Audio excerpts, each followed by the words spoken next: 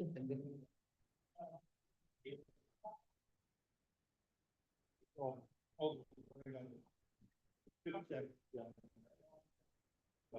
a start. How to do with this? Hi, guys. Yes, just to let you know that the public hearing has been advertised as of today in the newspaper.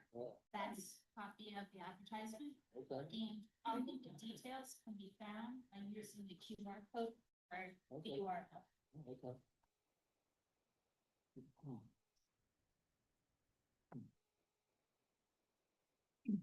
Good evening. I'd like to call to order this regular planning board meeting for Tuesday, October 21st, 2025. The time is 6 p.m. Start the meeting with our roll call and attendance. Present this evening is myself, Matthew O'Neill, Vice Chairman Christopher Lawler. Members of the planning board present this evening are John Gagne, James Nicholas. Present this evening, our town staff, administrative officer, town planner, Nancy Latendra, our minute taker, Chloe Chanot, our assistant solicitor for planning and zoning, Scott Levesque. And also present this evening is our alternate member, Derek Lombard. Oh, our full member of the planning board, Derek Lombard. See, this is why I shouldn't watch Monday Night Football and I should have watched the council meeting last night. That's where I get penalized, for being an NFL fan. Go Pats. Actually, with that said, our next order of business this evening is approval of minutes. We actually have two sets of minutes, one that we deferred from last meeting, which we cannot approve because we do not have, actually, we can now, because we also have present, who just came in, Morris Devine present this evening. So we go back to having 2 minutes. No, we deferred the September, but we deferred the last one we didn't do. We'll have to do it for the next meeting? Okay. Okay, in that case, then the only approval of minutes we have is the September 16th meeting. For the last meeting, the only members present the last meeting were Derek, myself, James, and Chris. So we're the only three that can vote on that set of minutes. So I'll entertain motions for approval of that meeting minutes. Make a motion to approve. Second.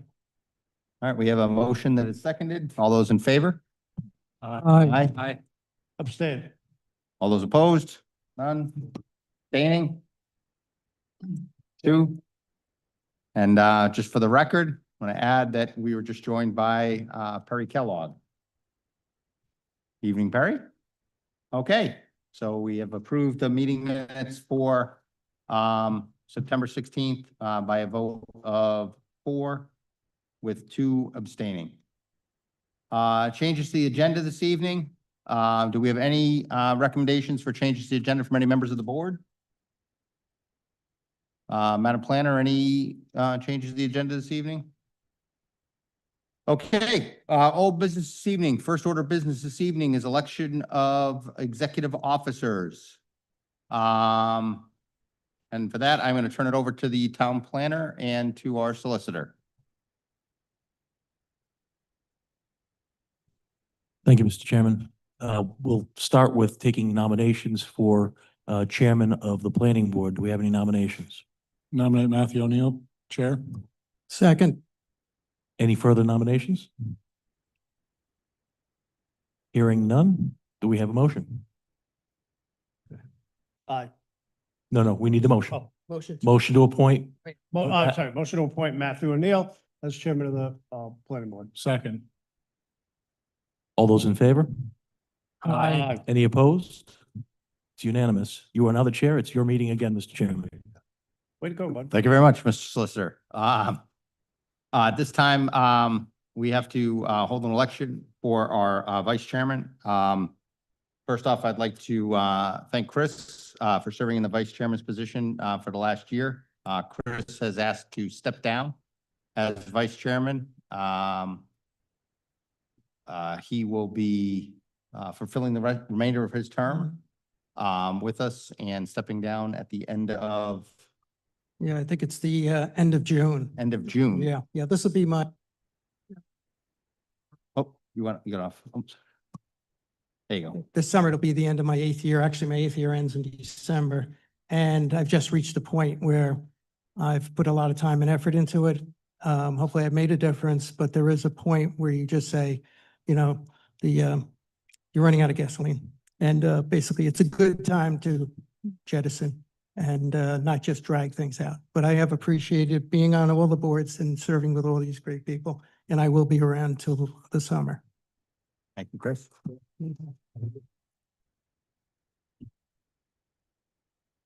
So Chris had let me know about this, so so that we'd be able to set this up when we were doing elections. So at this time, are there any nominations for vice chairman? Nominate John Gagne, Vice Chair. Second, Do we have any other nominations for vice chairman?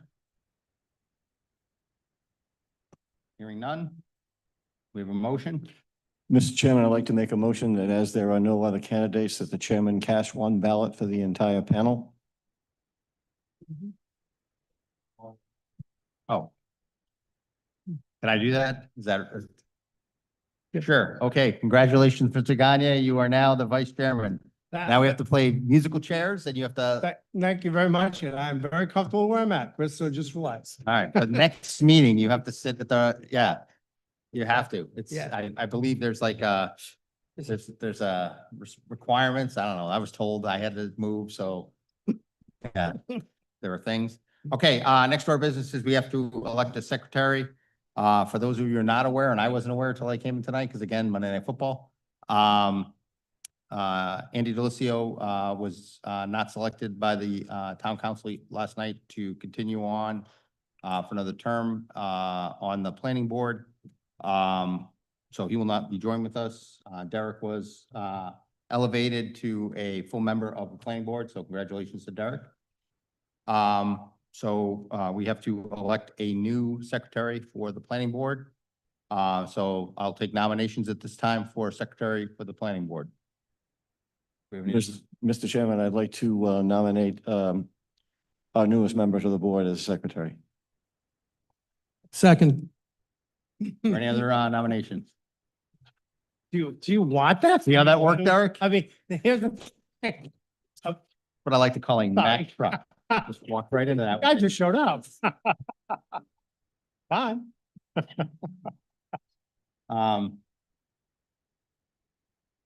Yes. Yeah. It's very simple. Are there any other nominations? Derek, are you willing to serve as the secretary of the planning board? It's a surprise, but I'm willing to serve. Okay. Are there any other nominations? Anyone else? No. No. Yeah, I make a motion that we, Derek, become secretary of the planning board. All right. Congratulations, Derek. You're now the new secretary of the By planning uni- board. By unanimous consent. By, Like, by unanimous consent. yeah, by unanimous consent. Yes. So next meeting, you have to sit on this side over here. So there we go. All right. Are we good with election of executive officers? Okay, next item on our agenda this evening. Congratulations to everybody and our newly elected officers. And I guess pity for me because I did not get ousted and I have to stay on. For doing a good job in front of the town council. There you go. We were all very proud of you. You did a good job. Next order is E2, rules and procedures is a review, discussion, and possible action by the planning board on proposed amendments.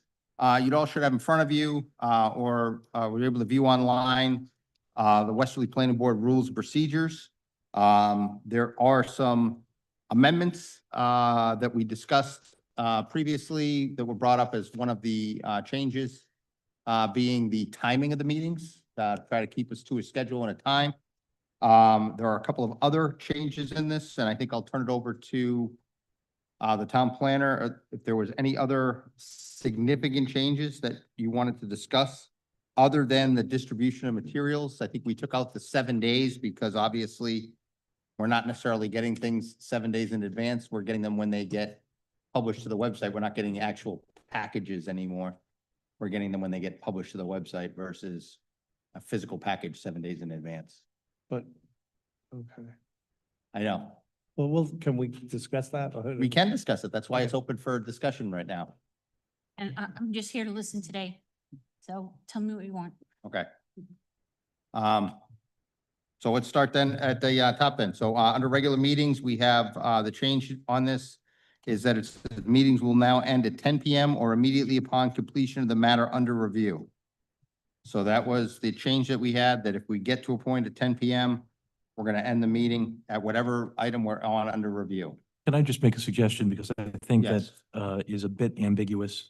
I think the intent is to say the meeting will end at 10 PM or when you finish reviewing the matter you're currently Currently reviewing. at hand. Yeah, that's I not think what that it's supposed- says, but that's what you intend, right? Correct. Okay. I Yeah. think we should change it And to I reflect. thought we had said, and I could be wrong here, and I've entertained discussion members of the board, unless the board consents to continue. Because I think that's what we said. There was something, discussion you said Yeah, about voting. I was that mentioning, had- no, this was kind of a compromise because I was mentioning that in the past, as soon as you get to 10, the chairman has to poll the board on whether they want to continue past 10 o'clock. That way, we used to have meetings going to midnight. And then, and at one point, at some point, the board can say, no, 10:30 is fine, and we'll just kill it. And this was the compromise to complete what we're talking about. Okay, Actually, that was, okay, that better informs the revision that I would suggest. And, Mr. Chairman, I would suggest that it have a hard stop at 10 PM unless a motion is, granted, to extend it further. Okay, Mr. Chairman, that's the same procedure that's used parliamentary with the town council when they have to add more time to the meeting. They just take a poll vote. yeah, exactly. So I mean, do we have to add that in here, or does it matter that it's not in there? I would put it in, I would say that the meeting ends at 10 PM. Yep. Unless a motion is granted to extend. So it should say the meeting will end at 10 PM or immediately when the, No. I would just leave it at 10 PM unless a motion is granted to extend. okay, Just say that. all right. Is it possible, do we want to entertain a motion to continue? I don't know how long this discussion is going to be. Should we entertain a motion to continue this discussion? Put it at the end of new business. We've got people here who we might be able to, deal with the EDC and come on. I think there's only a couple of things in here. There's Yeah, only like it should be 3 or 4 red line items in here. Okay. So I think we'll be able to Okay. go through it pretty quickly. We already visited an item of business to see if anyone on the board wanted to move anything in the schedule to the beginning of the meeting. Nothing was mentioned. What's that? We already had Right, we already an had that, item of yeah. business where we could have moved it, but Correct. there's not that much here in front of Yeah, us. it's only a few items. Yeah, it should be pretty quick. So may I ask for clarification here? Will this now say meetings will end at 10 PM unless a motion is approved to extend? Do you want to have reference to extend to the completion, upon the completion of this No. matter? No, just to extend, because I think, Okay, can be for whatever reason. It can be to complete the matter. It can be for whatever that is. Okay. The next change they had in here is just about the list of regular meetings and working sessions shall be filed with the town clerk. So we took out the word working sessions from that. And then that is listed on the open meetings on the next section. So the working sessions are just revised from workshops to working sessions. And they are, it doesn't say, instead of saying posted in the planning office, it just says posted because they're now posted primarily online. So it doesn't specify where it's posted in here. Don't, excuse me, under the Open Meetings Act, don't they have to be publicly posted, physically posted in 2 locations? I know for other meetings, it's like the police station and town hall. So, yes, it is, but It is. we don't have to go into those details. Details in here. We just say it has And to in be posted. accordance with, So Well- this is these are our procedures as opposed to the town. So as long as they're posted and we're meeting that intent. We were I too specific here before as opposed to meeting. still say, so I live under the disaster recovery milk truck principle, that if someone gets hit by a milk truck, someone walks in off the street, they can pick this up and know Yeah, what to but do. this is actually in violation because it only says one location. I know, but it's gonna say 2. It should say physically posted at two locations. Two public buildings. Would it be better to just say posted in accordance with Rhode Island general law? You can do that. Once we go look at that, absolutely, that'll work. And then we're covered. Yeah, we're good. Yeah, that's perfect. Okay, That way, in case they change that again. we're also covered. There you go. We're always covered. All right, we don't have to change it again. The next one, where we had changes under the rights to vote. And this just goes through, some of the changes about, public informational meetings, where we took out, informational meetings on here. So it's just, reviewing about actual public hearings and not public informational meetings, because we don't vote for informational meetings.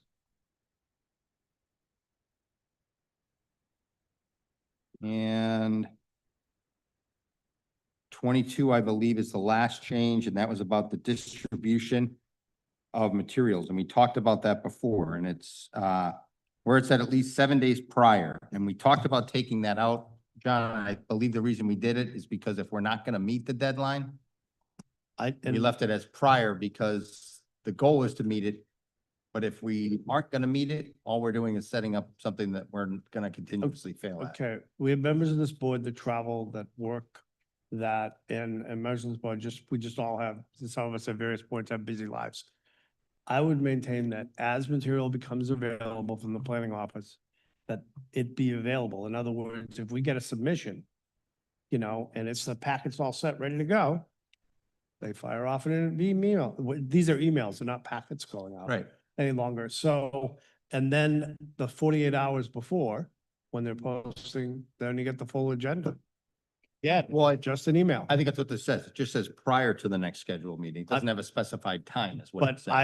I think as close as we can get to 7 days. In other words, right now, that material comes and it's based on the open meetings law. Yeah, we get it and about there's 48 not to enough time. 72 hours in advance. There's not enough time to cover all that material sometimes. I'm hard pressed sometimes if we got a busy weekend or something to go through that. Yep. So I'm saying that we direct the planner in here if we want, but we just direct the planner that we expect it not within that 48 hours. We expect it before that.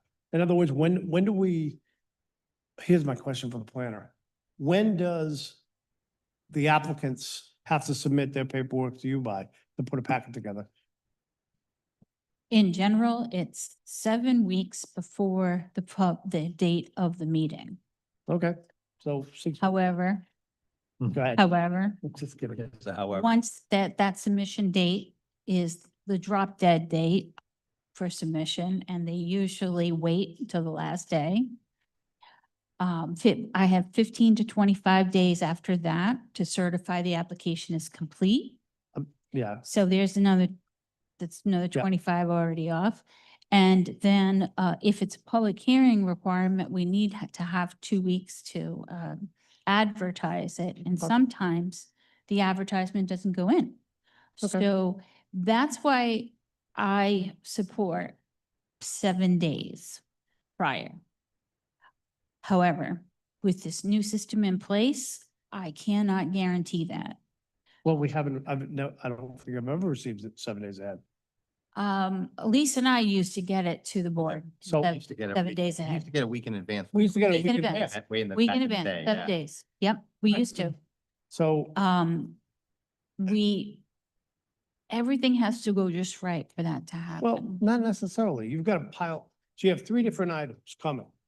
You just told me that you have 15 days to certify something to 6 weeks before. Then we're advertising and you got 2 weeks, et cetera. I'm hearing a whole lot of 7 days in there.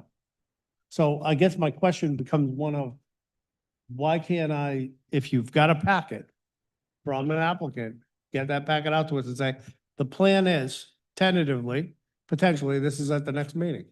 Because it's 95% certainty it will be. And then when we get the final agenda, it's either there or it's not there, or it's been postponed. But at least it'll afford us the time to review it in detail. Okay, I'm sorry. Go. I'm the one that kind of opened the can of worms on this one at the last meeting. And because I felt that the 7 days we weren't currently adhering to.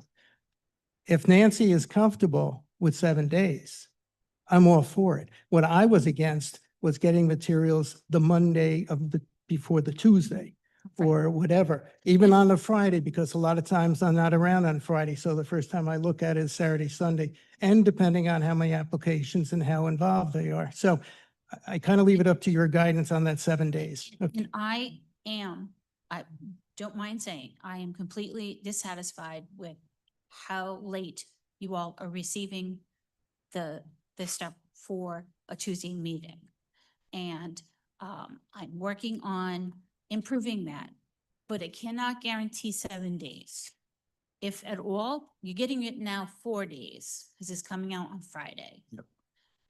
I might be able to guarantee 5 on Thursday. However, if you do get material on that Thursday, there is a chance, what's the probability? I don't know, but a chance the material will change between Thursday and Monday. From the applicant or From you? the applicant. And you gotta understand too, that I don't like to send things out to you until I've had a chance to review it and give you my opinion. But if the applicant has submitted something to you 6 weeks in advance Yeah. and you've reviewed it for 15 days, and then you certify that it's complete, Yeah, that doesn't mean. So, that so everything John, is I'll tell you, accurate. this is what happens from the other side. go ahead. Yeah. So what'll happen is I'll submit something to a town planning board and schedule for a meeting. But I'll get comments back from the town planner. They'll say, hey, I've reviewed this. You're 95% there. I need you to fix X, Y, and Z and get it back to me. okay, And I'll fix those 3 or 4 things. I'll get it back. They'll review it and they'll say, hey, yep, you got everything I needed. And I just saw one of the changes you just made. You got to also fix this. And then I'm changing that last thing and sending it to them literally the day of the morning of the meeting. Because I just got that information from them on the Friday before after I submitted the second set. And I'm sending in that second set, or in some cases, I'm bringing a hard copy with me to the meeting. Be like, here's that last change you wanted me to make. That happens a lot because of those, It's an that back. iterative process. It's Yeah. not just a dump and done. It's an Yeah. iterative I- process. Mr. Chairman, Yes, sir. I'd like to see the at least 7 days stay. To say that when it comes out on a Friday that the planning board has 4 days to review it is absolutely ludicrous when it's coming from people that work a fixed time schedule in a 5-day work week. And then at that point, we have a package that may come out Thursday afternoon. It might come out at 2 o'clock on a Friday afternoon. And so Friday is essentially a lost cause. Monday is scrambling for it. Tuesday is the meeting. And those of us that are still working with other things, at that point, it's just not enough time to do that. And, you know, has been illustrated that there are months of preparation for these packages, and to think that we're going to pull it all together and put it under scrutiny in less than 72 hours? So, No. so what I'll recommend is this. If we're gonna get it 7 days in advance, what I want to recommend to the board is this. Understand that what you review 7 days in advance, there may be changes between what we review and what they present that final day for the board. And the only caveat is that some of the questions you may ask on your review may get answered pretty quickly in that change. And so we're gonna have to be cognizant of the fact that there's gonna be changes. Or, So as or, long as we're okay with that as a board, or the guillotine comes down 7 days before, meaning that the applicant has 7 days before that meeting to have that material in. And after that, it's, you know, it's up for grabs. In other words, so 'cause what I heard was I heard 6 weeks, then I heard 15 days, then I heard, you know, and on and on and on. And I've got the applicant and we got going back and forth. But here's the thing, it isn't just for our convenience. We represent the town, no, I the people of understand. the town, right? So, Yeah, well, so from that perspective, it is in their interest that things be prepared and we have enough time to review it, prepare it, and then go from. no, there. I understand. What I'm Yeah. saying is that you may have a question on something It's and it's material, been, and it's material and it's been corrected. And the version they're presenting to us may have that correction in it. So as long as we're okay that they may have an answer in the corrected version they're presenting, Yeah. then, they can then explain we it, have and to, if- they can explain If it. it's not, if Right. it's not earth shattering. We're gonna, yeah, we're gonna have those Yeah. situations that will come up, and as Yeah. long as we as a board understand that those situations are gonna come up from time to time, that there may be a discrepancy between what we review and what they present. As long as everybody involved in the process also Understand. understands that that provision is the exception Yes. and not the And rule. not the rules, Exactly. exactly. But I wanna Okay. make sure we're all That's in good. agreement that if That's that's gonna happen periodically, we all. I make a understand. motion that Goes that back it to 7 days. remains 7 days. Okay, And we direct the planner to have Okay. material out to us 7 days in advance. but I am fine with that, as long as we are okay with that.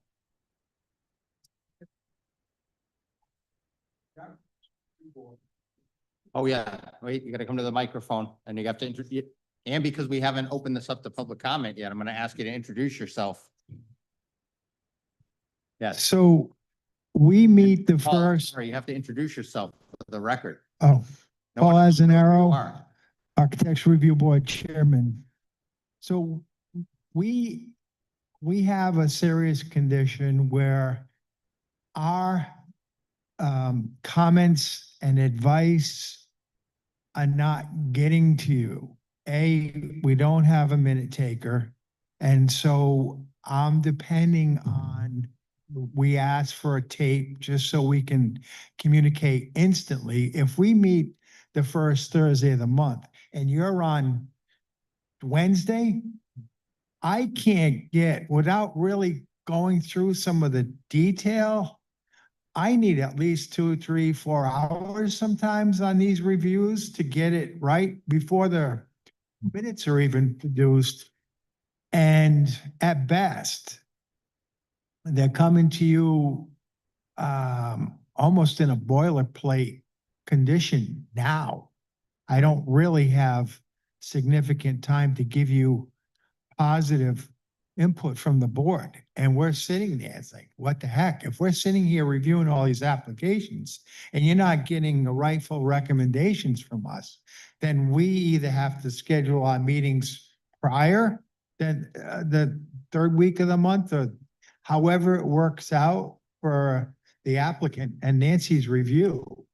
We need to adjust the ARB timing because you're gonna get it, would you say 7 days before? Well, we're not necessarily gonna get the whole packet, Paul. I think that's a very valid point. We're not gonna get everything 7 days. We're gonna get the application from the applicant. We're still gonna get stuff from Nancy and her memo from the staff. We probably won't get 5 days until 5 days before or 48 hours. We're gonna get the applicant's work because there may still be changes that the application's making that she is reviewing and changing on that staff memo that we may not get until that portion of it. So we Are may you not. referring to pre-application review? Is that what you're referring to? The application Well, before it goes to? I'm just saying in general, there might be stuff on the staff memorandum that we get from Nancy that isn't finalized if that's 7 days because there's so back and forth between her and the contractor or the developer. There might be due outs from you that we haven't received yet. There might be due outs from Rydam that the contract's working on, that we're still waiting on, that come in that 7-day period. But I think what you're Okay. concerned about, is that the lion's share of our review is the contractor's package. And if we're waiting on those last couple of pieces to be able to start the review of the contractor's package, we're so far behind the 8 ball by the time those last pieces come in. That's Okay. where that's getting held up. That is absolutely correct, Mr. Chairman. It's not my intent to, you have as much time as you need. Yeah. Because you're. No, we don't. Well, to get it No, to us. we're saying we're not gonna push you us. to get. We're it not done. gonna give you a 7-day window. No, You- I understand You that. have to that This- meeting because your memos to us are relatively brief and their recommendations are in there. But they're not to the full extent that I'd like to see them. Oh, okay.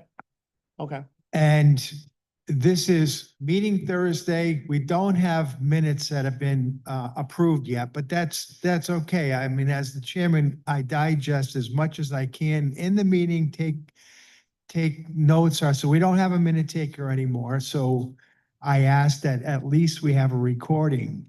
And if I spend Friday morning and trying to get it to town hall, Monday tops with my signature on it. My signature hasn't been addressed on these since for quite a while. So our input is just a little frustrating because you're not getting the full scope of what we've reviewed.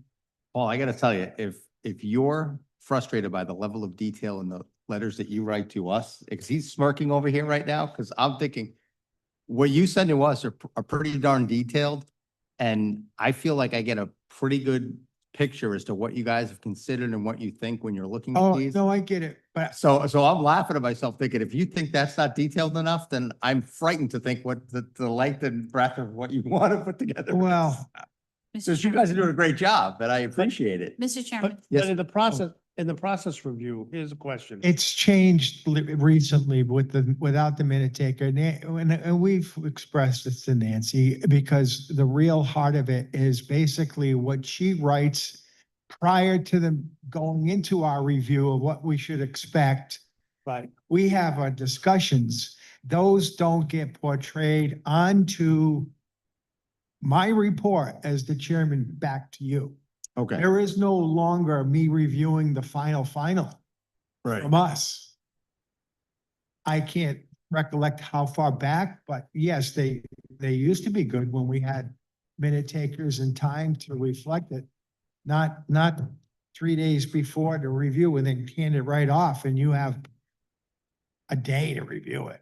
That's all. We may need to adjust if time allows for the ARB to vent this thing after you've already reviewed your first intake of information. That's all I want to say. Yeah. I- You know, go ahead, Nancy, I think you wanted to say something. Go ahead. yeah, I just want to say that I recognize that there has been a disconnect between the ARB's recommendation to the planning board and in the format that you receive it. Most of the time, because lack of time, I end up putting the information in my own words into the staff report. Now that previously, when the whole process was put into place, it worked really well for about 4 years. It's been the last year for sure, maybe a year and a half that things have been kind of rough. With this new change, we have new technology, a new system, new methods. I will work with the board and with Mr. Azanero to find the appropriate time for the ARB's review. It may change. It may not be 15 days or 8 days ahead of your meeting now. It may be the month before, may have to be. So I don't know what we'll do, but we will manage it. But for sure, right now, the ARB's recommendation could be one of those things that you don't get until Friday. Mr. Chairman. And it's the calendar that throws it off because the first Thursday and your first, Yeah, that's fine. that's all. Thank you. Mr. Chairman, Mark, go ahead. it just seems like it's just a procedural issue with, Yeah. brings these things together. So to provide relief to the ARB, to give them time to get their collective thoughts together and all nice and pretty for us to be able to digest quickly.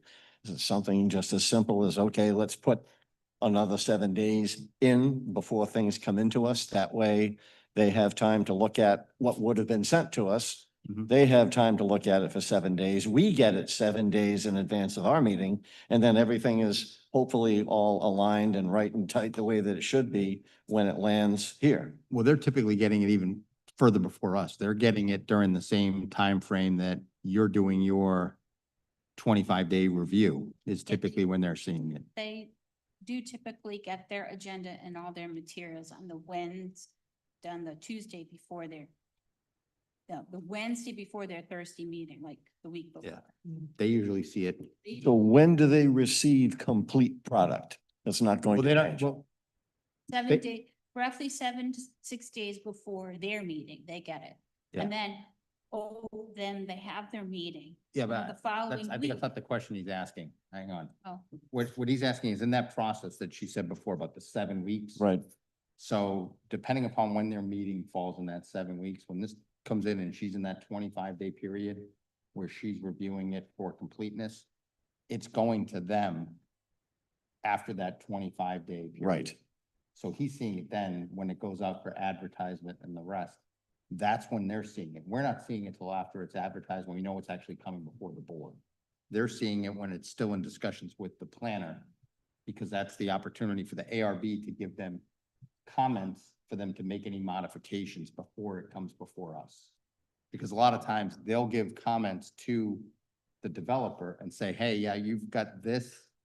That's really not gonna work in this area because of this style, this whatever, in this particular area of town. It'd be better if you did this. And a lot of times the developer will take a look at it and say, yeah. So when they get final product, Mhm. right, their review is already done. Sometimes it is, sometimes it's not. Sometimes they've reviewed it and the developer is taking some of their stuff into account. Sometimes they reviewed it and they'll come before us when we're doing their initial plan review, and they'll say, hey, we sat down with the ARB. They gave us some thoughts and we're gonna make these, and they'll tell us right in the meeting, we're gonna make these changes before we come back to you with our final plan set, because the ARB made these comments and we think they're valid, or the ARB made these changes or comments, and there's a couple of things that we want to look at, and we'll bring it back to you at the next meeting for your final review and approval. And that's how it generally goes down So seven. sometimes. Well, you know, it's calendar. This is a- Yeah, the calendar, right, Oh. messes you up. Mhm. Developer doesn't have to change the symbols, doesn't have to change. Right. Maybe- That's why I'm saying if we add the 7 days, Between their meeting and our meeting. right, Yeah, so that that's he, separated right, from right now, calendar. he barely has enough time if they're actually meeting on a Thursday Correct. and he's having to do the same thing that we are, right? It's where our So meeting. if he has another 7 days, just jump it back Yeah. 1 week. Correct. This, It's our Does that, meetings. does that provide them enough time to be able to get everything to us that they need to without killing themselves? We'll adjust schedule after, because. Based on when our meeting's done. Mhm. Yeah. Sort of like we have to when we have to go into a special meeting to take care of something? Potential. so if I got this math right, it's 7 weeks. 7 times 7 is 49 days. There's 21 days, 3 weeks that the planner reviews it to finalize it, right? 21, 15 days, 21, 3 weeks, 21 max. Okay, that leaves 28 days. minus 15, the advertising. Well, I don't know. I don't care if they're advertising. They can meet with that gentleman. No, they do. That's what I'm saying. We're not talking, we're doing two different things. I was talking about when he got the packet to review it. I'm talking about, What he's talking about is the I'm talking time about the difference pipeline. between our two. I'm talking about the pipeline, 49 days, Yeah. 21 days. His- right. 21 days, planner's done, finalized. Then you get 28 days. His And then- pipeline is not, Oh, hang on. Then 28, within that 28-day period, they get a meeting. Yep. Then it gets to us at the end of all that, right? yeah, the pipeline, and so his pipeline is not when they get it to review it. His pipeline is how many days between their meeting and our meeting, then they put their memo together. That's their issue. That's what Morris was asking. I thought he was asking about how many days they had to review it. They get it in plenty of time to review. It's the issue of how many days between their meeting when they discuss it and when they have to get us the letter. That's the issue. So if their meetings get adjusted, or we have to adjust our meeting date to afford them enough time to be able to get us the information, that's where we have to make accommodations. Right. But the reason time. For the- Right, to address whatever's. Or at least, not necessarily to address it, because if it's going in initially, like I said, they'll come in here and they'll say, here's what the ARB said, and here's what we're gonna do to address it, because that's typically what happens, and then we get it back from them in the final. More often than not. Go ahead. One quick thought. I regularly work over 100 hours a week. I generally just take Sunday evenings, 3 hours on Sunday evenings. I've never had any trouble reviewing the material. And then I have Monday, if I need to go out to a site and look at the site, I have time on Monday.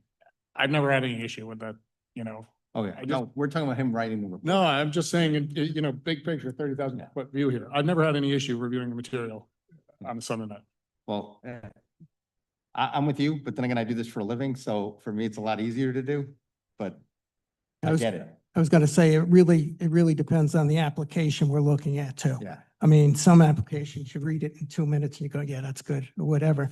But you get ones with the drawings, like I'm not good with drawings. So it takes me a while just to figure out what's on the paper, okay? I just want to make one suggestion, since you don't have a minute taker, maybe the town council in the next budget can put some monies aside for a minute taker for ARB. Get over there.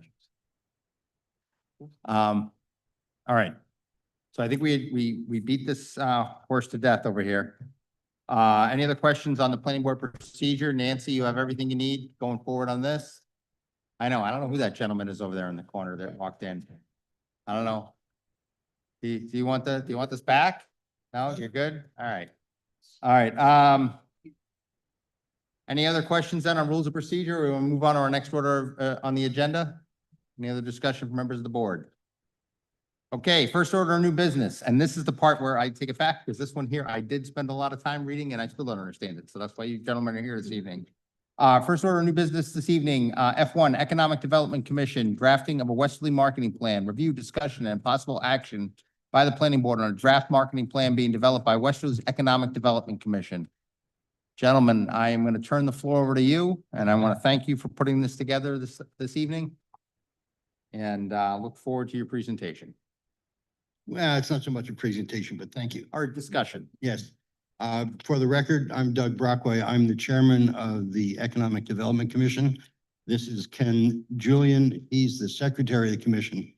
I asked Ken to join me because in the front end of this work, 2 or 3 of us are doing interviews with various people, and Ken's been a little bit more involved in especially iterations of the draft that I sent you.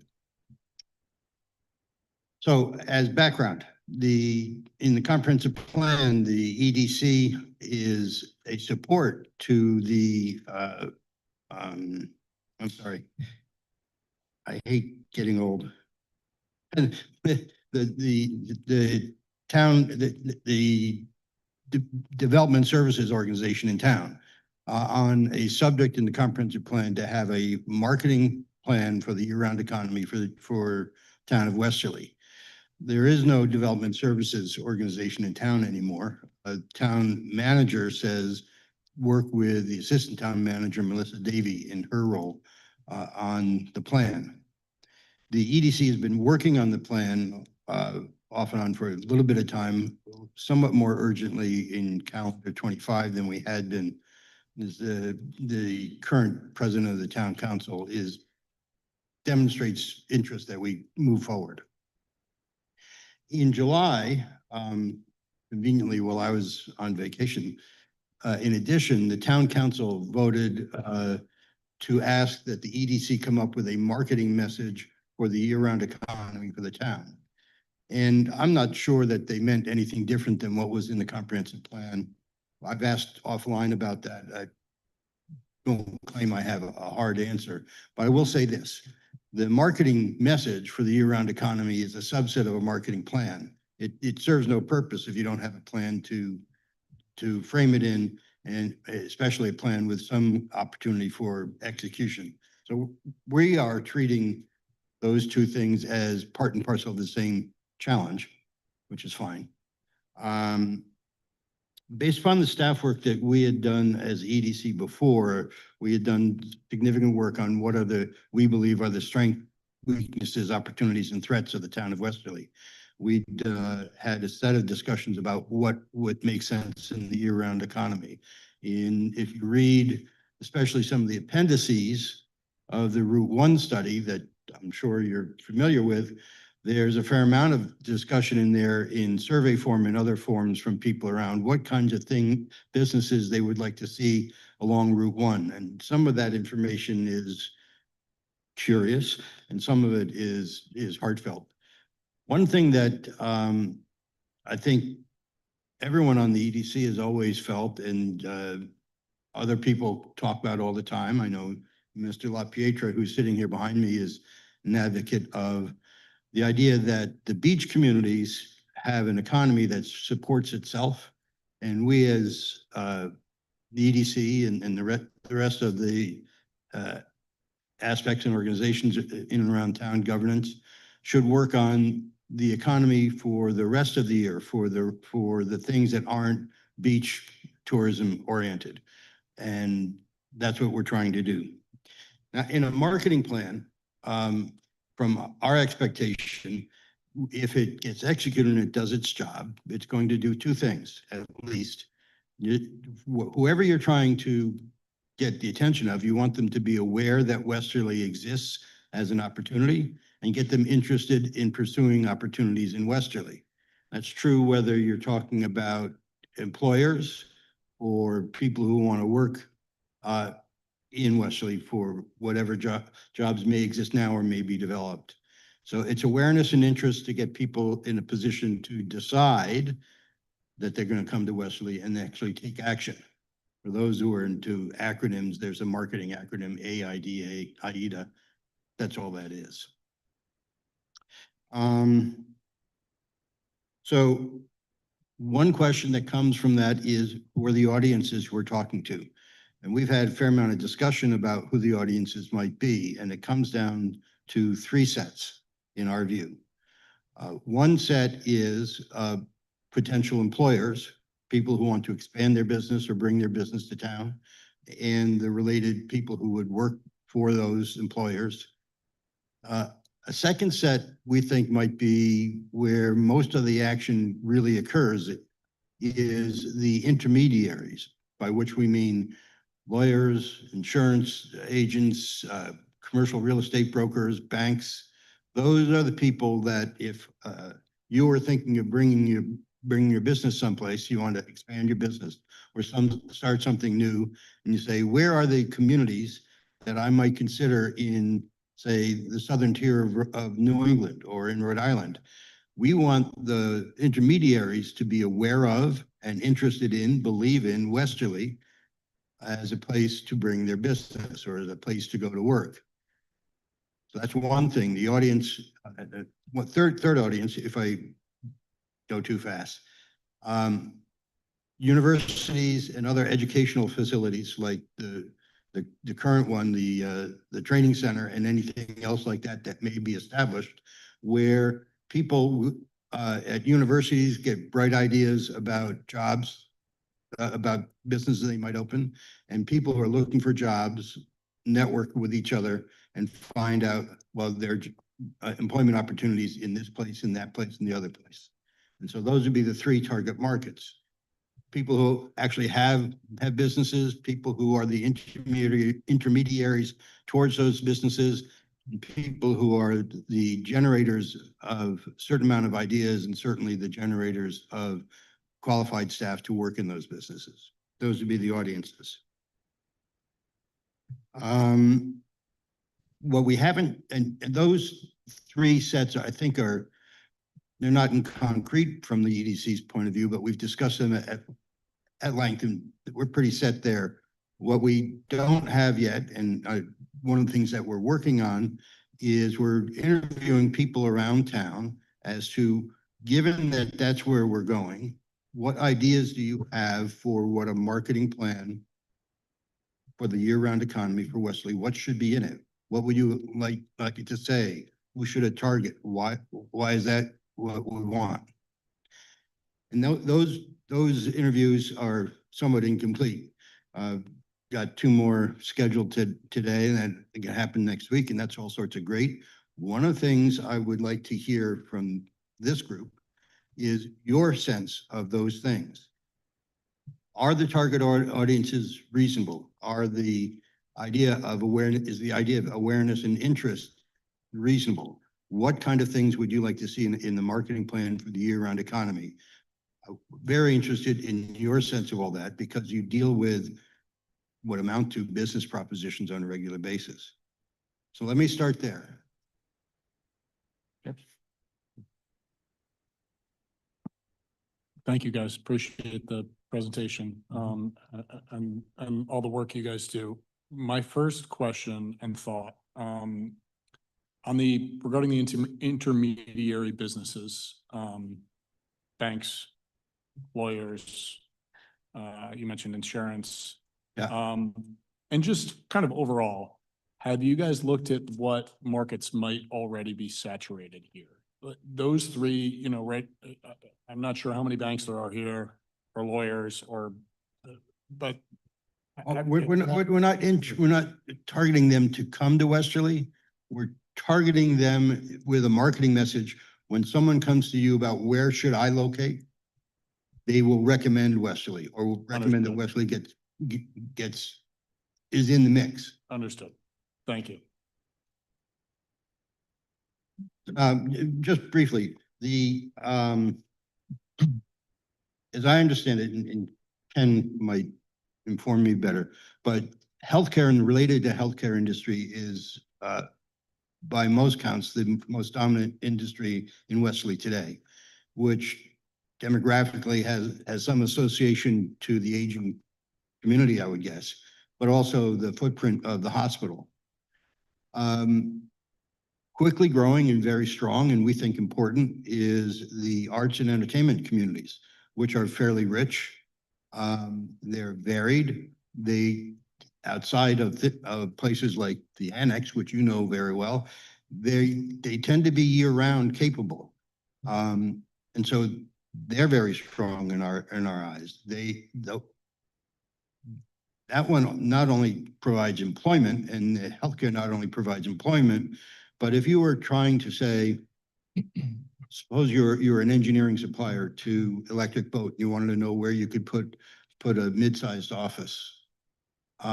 Knowing that you had the quality of life with those two things in Westerly would be a positive factor in that decision. At least that's what people are telling us in interviews.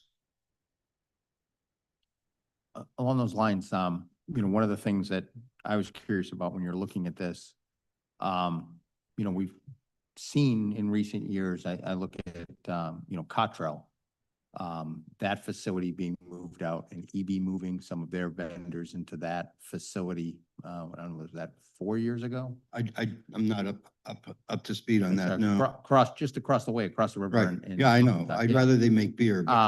Yeah, they used to make beer and now they make whatever. It was nice beer, nice beer, nice For EB. brown ale, very Yes. nice. My point being is that, you know, they got an offer from a vendor to basically retool that facility and, you know, it made sense to them. So the beer company went out, that vendor went in. You know, those opportunities come up for property owners. They're going to take them because they can increase their rent, they can increase the property value, they can get a better tenant in to take those type of facilities. And Dylan, let me finish. Don't get mad. What are the tax implications when you start looking at business taxes, corporate taxes, when you start looking across the border from Connecticut to Rhode Island? And have we looked at what those are No. in terms of this marketing plan? Because from a business standpoint, I'm just wondering, we're a border community. You know what I mean? There are a lot of incentives on border communities. You look at the New Hampshire, Massachusetts border, like Nashua, New Hampshire has a thriving economy solely based on, hey, move to New Hampshire and you won't pay mass state income taxes. Yeah, sure. And people move over there, they buy houses, they, you know, use their businesses and everything else, and they've marketed that and turned into a thriving economy solely based on the tax incentive issue for residents. Right. Have we looked at how we can market Westerly, or is there an opportunity? Because I don't know what the business difference in the taxes are, but that might be So something we can far, look at. our conversations are all rising all boats. Right. It's an interesting thought. What are the comparative economics? There've been certain, let me correct that. Occasionally the subject of healthcare reimbursements and primary care physicians availability in Westerly comes up. I know I lost my primary care was maybe 2 years ago. She got out of the business and it took a year for me to find somebody to replace her, and that was in Mystic. And so that kind of conversation, what goes on with that subject, it's not a strength of Rhode Island with the shortage of primary care doctors. But we have not done a study and be interested what other factors besides that one and taxes we could put into thinking about what are the comparative strengths and weaknesses of us versus I'm just curious from like, you know, Connecticut. because of the number We of haven't factors examined it. from, you know, payroll taxes, property taxes. Right. You know, all the way along those lines, if you're running a business from one side to the other, where do we fall in comparison? Because, I think understanding those things would be interesting, yeah, but I also think that we can only control what we can control. no, I'm not So- saying that, but I guess what I'm getting at is that if there is an advantage, let's highlight it. Yeah. If there isn't an advantage, As a- let's as find a way to as make sure that as we a can business say, owner in Rhode Island, in a I can better- say there are not many advantages to being in Rhode Island. all right, if there's So- not many, then let's find out. Go right ahead. We have a tax professional standing here, so you tell me, because I don't know. Just curious. I will say, Connecticut has a higher individual tax, so you'll be in a higher bracket by about 1%. But as far as being a small business in Rhode Island, we have a $400 entity tax on all S corps, LLCs. Connecticut is 0. We have the $50 annual report. Connecticut does have an $80 annual report, but it's $450 compared to 80. We have to do an extra form. We have to file an RI 1065. Connecticut doesn't. Our sales tax is 7%. Connecticut is 6.35. But at the end of the day, Connecticut does have a high individual tax, but it is more of a pain in the butt to be a small business in Rhode Island, without a doubt. And Okay, so let's focus on quality of life. We're a better community, and let's stick to what you guys are going. It does, I just figured I'd ask a question. it does open another door to another discussion, which is, what kinds of things can Westerly do to encourage investment here? And I would use that word as opposed to incentive, which I think is a bad word in the eyes of some folks. But there are ways to encourage investment in Westerly, encourage businesses to come to Westerly that have a financial motivation and work around the existing tax structure.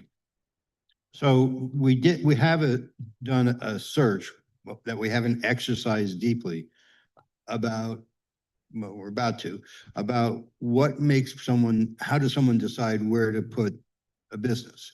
And the search we have right now as an example is for an engineering, small to medium-sized engineering or manufacturing firm. And the categories, the categories aren't a mystery. They're workforce and labor availability, and supply chain and infrastructure availability, the business environment and costs, some of the stuff that Dylan knows so deeply. The quality of life and environmental factors, I hinted at that when we talked about the lifestyle businesses that exist here. And in this particular search came up with a set of unique considerations for engineering services. Now, I expect that if we have a target of, say, four industries that we're interested in, sometimes there will be a unique experience for each one of those. And I don't expect that Westerly versus Connecticut or versus the rest of Rhode Island will always top out on all of these. I guess my own sense of things is we don't have to be faster than the tiger. We just have to be faster than the other people running from the tiger. We have to be pretty good. That'll be the standard that I'd be looking for myself.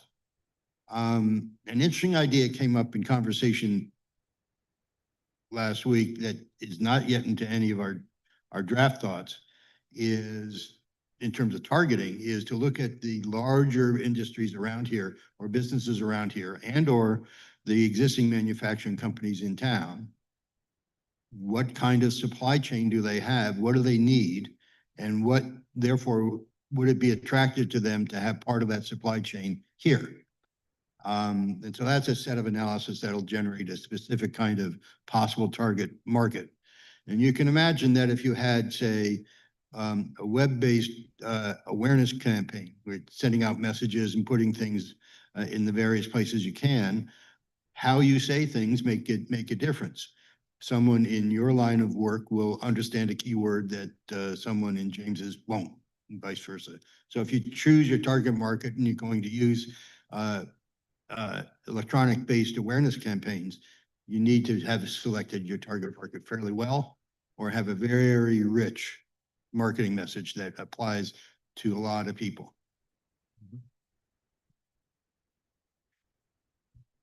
Yes.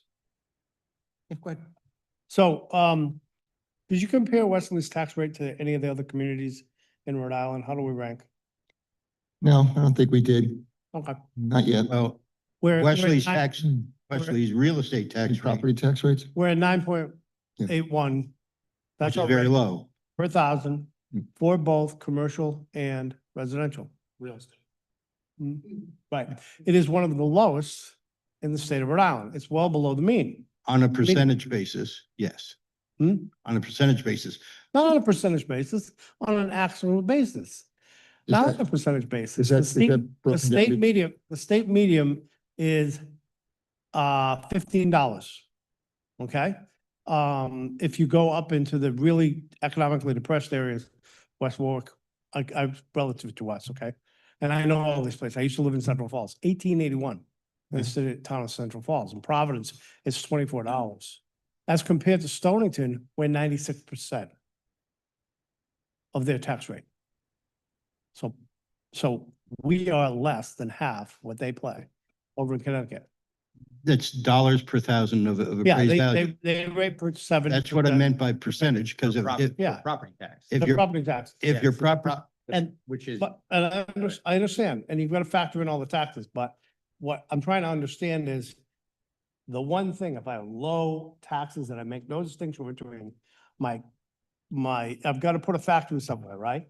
And I got to pay $24 per, hang on, I'm gonna put $24,000 per thousand on that factory, or I can pay $9.81 per thousand in Westerly. Well, that also assumes that the property values are the same. Yeah. Right? Property values. I got a 10,000 square foot factory. We can play this game forever, that everything's unique and every snowflake's precious. But the bottom line is you're gonna try to appeal to business, are you not? Is that your target audience? Who's our target audience? Primary target audience. Do we small and wanna- Medium-sized businesses. Because if I look at how long a house stays on the market in Westerly, a retail, residential home, how long does the sign stay out there? If a sign gets out there? If the sign gets out there, 3-4 days. Does anybody have any trouble finding Musqueamacet Beach? Nope. In the summertime? If you talk to the folks who live on Uzzy Drive, or you talk to folks in Winnapogue, they'll tell you, no, there's no problems finding those. So these are all areas that we don't need help in. So if we're working on a marketing plan for Westerly, just a giant marketing plan that says, hey, we're cool. I'll get to my point. Isn't gonna help us. We need to work on the areas where we're weak. We need to work on the areas that can produce high-paying jobs. Not all businesses are equal. A pizza parlor is not gonna pay what a machinist is gonna be in a defense-related industry. Yeah, I think that's exactly what we're driving at Right. here. Yeah, Good, okay. Yeah. Yeah. So good, we're on the same page. So, when I'm read through this, I'm trying to figure out, well, this seems it's very, very generic, and I think you intended it to be very, very generic. it's a very early draft. It's so that you get a sense of Okay, what we're trying to study. cool. Yeah, If you ask me what we've studied all the way to the end, we're not near there. Yeah, I think what we need to do as you know, the EDC, the planning board, the town council, we all have to get on the same page. We have to have marching orders, and we have to be somewhat discreet. And we have to be in an area that we're not already killing it. You're already killing it. It's wasting money to market to anything there. What you really want to do is, the number one thing I hear out of every single business is, I need qualified employees. Okay? We get kids that graduate, we have an affordability crisis in town or in the area. I'm not even gonna talk about town, because it's silly just to act like we're in this magical castle with walls and everything happens within the four corners of Westerly. Within the area, we have an affordability crisis, or we have an income crisis. Because of the income, that I can afford it. So the reality is we've got Rhode Island Department of Education's got Westerly Education Center right there. They're willing to target to anybody. What does a business need? A business needs to know that it's got a long-term time horizon where it can invest in capital equipment, and it's can get a return on that investment. Well, the defense industry pretty much does that. for the next probably 20 years, they're probably locked on EV. EVs had to in-house, not outsource, but in-source materials because they cannot find vendors to do it. So the big question is, I think for us, for a marketing plan is, we need to get people at the table that can make a difference, not just generic business people. Generic business people aren't gonna cut it. They're not gonna be able to tell you any of these things. EB is gonna be able to tell you what they don't have and what they need. And having Westerly Education Center and having even the Westerly school system, the Westerly High School in place to say, how can create a pipeline that gives our people the skill sets they need to be able to get good paying jobs. And I think that is, when I read through this whole thing, that's where I think we need to land. That Westerly is a great place to live. Yeah, okay. There's a lot of great places to live. Kiowa Island is a great place to live. You know, the Georgia Sea Islands, great place to live. So, yeah, it gets hot, but there are really great places to I live. don't think that was the. So, no, I know it wasn't, but I'm just saying. Yeah. It's, if we can say to our audience, if our audience is going to be, hey, we're gonna work and they're gonna custom train workforces, or you'll partner with us in custom training workforces. The Rhode Island Manufacturers Association. Have you looked at it? Have you looked at Quonset Point? Mhm. Quonset Point is approaching build out. Quonset Point 30+ years ago was an empty hulk. It is filled. They have no more room. We have industrial property that's in receivership that's close to the highway in Bradford. That location is close. And how do I know that? Because the vice president of the Manufacturers Business Association told it to me 7 years ago, 10 years ago at a Rhode Island League of Cities and Towns. So what I'm saying is, my feedback is, let's get strategic, let's focus in, let's go out and find, and also find from the local manufacturers, what don't you have and what do you need? Okay? And also band together and strategically, if we're gonna market, I think we market the greater Westerly region, and we work with our neighbor cities and town, local cities and towns, and talk to their economic development groups too. Because this could be a boon to the entire area. And if that happens, then only good things happen here in Westerly. But right now, about 60% or more, or maybe, of our tax base comes from the shoreline. And 40% is inland. And we need to rebalance that. Mhm. And the only way to rebalance that is with things that matter. So, from my perspective is, that's where I'd be looking, because I went through this plan and it's kind of cool, I guess. But at the end of the day, this is a business decision, and it needs to have a serious statement, and it needs to be business oriented. And again, large businesses, relatively large businesses, you know. The biggest business, revenue wise, one of the biggest businesses we just approved recently, the marijuana dispensary.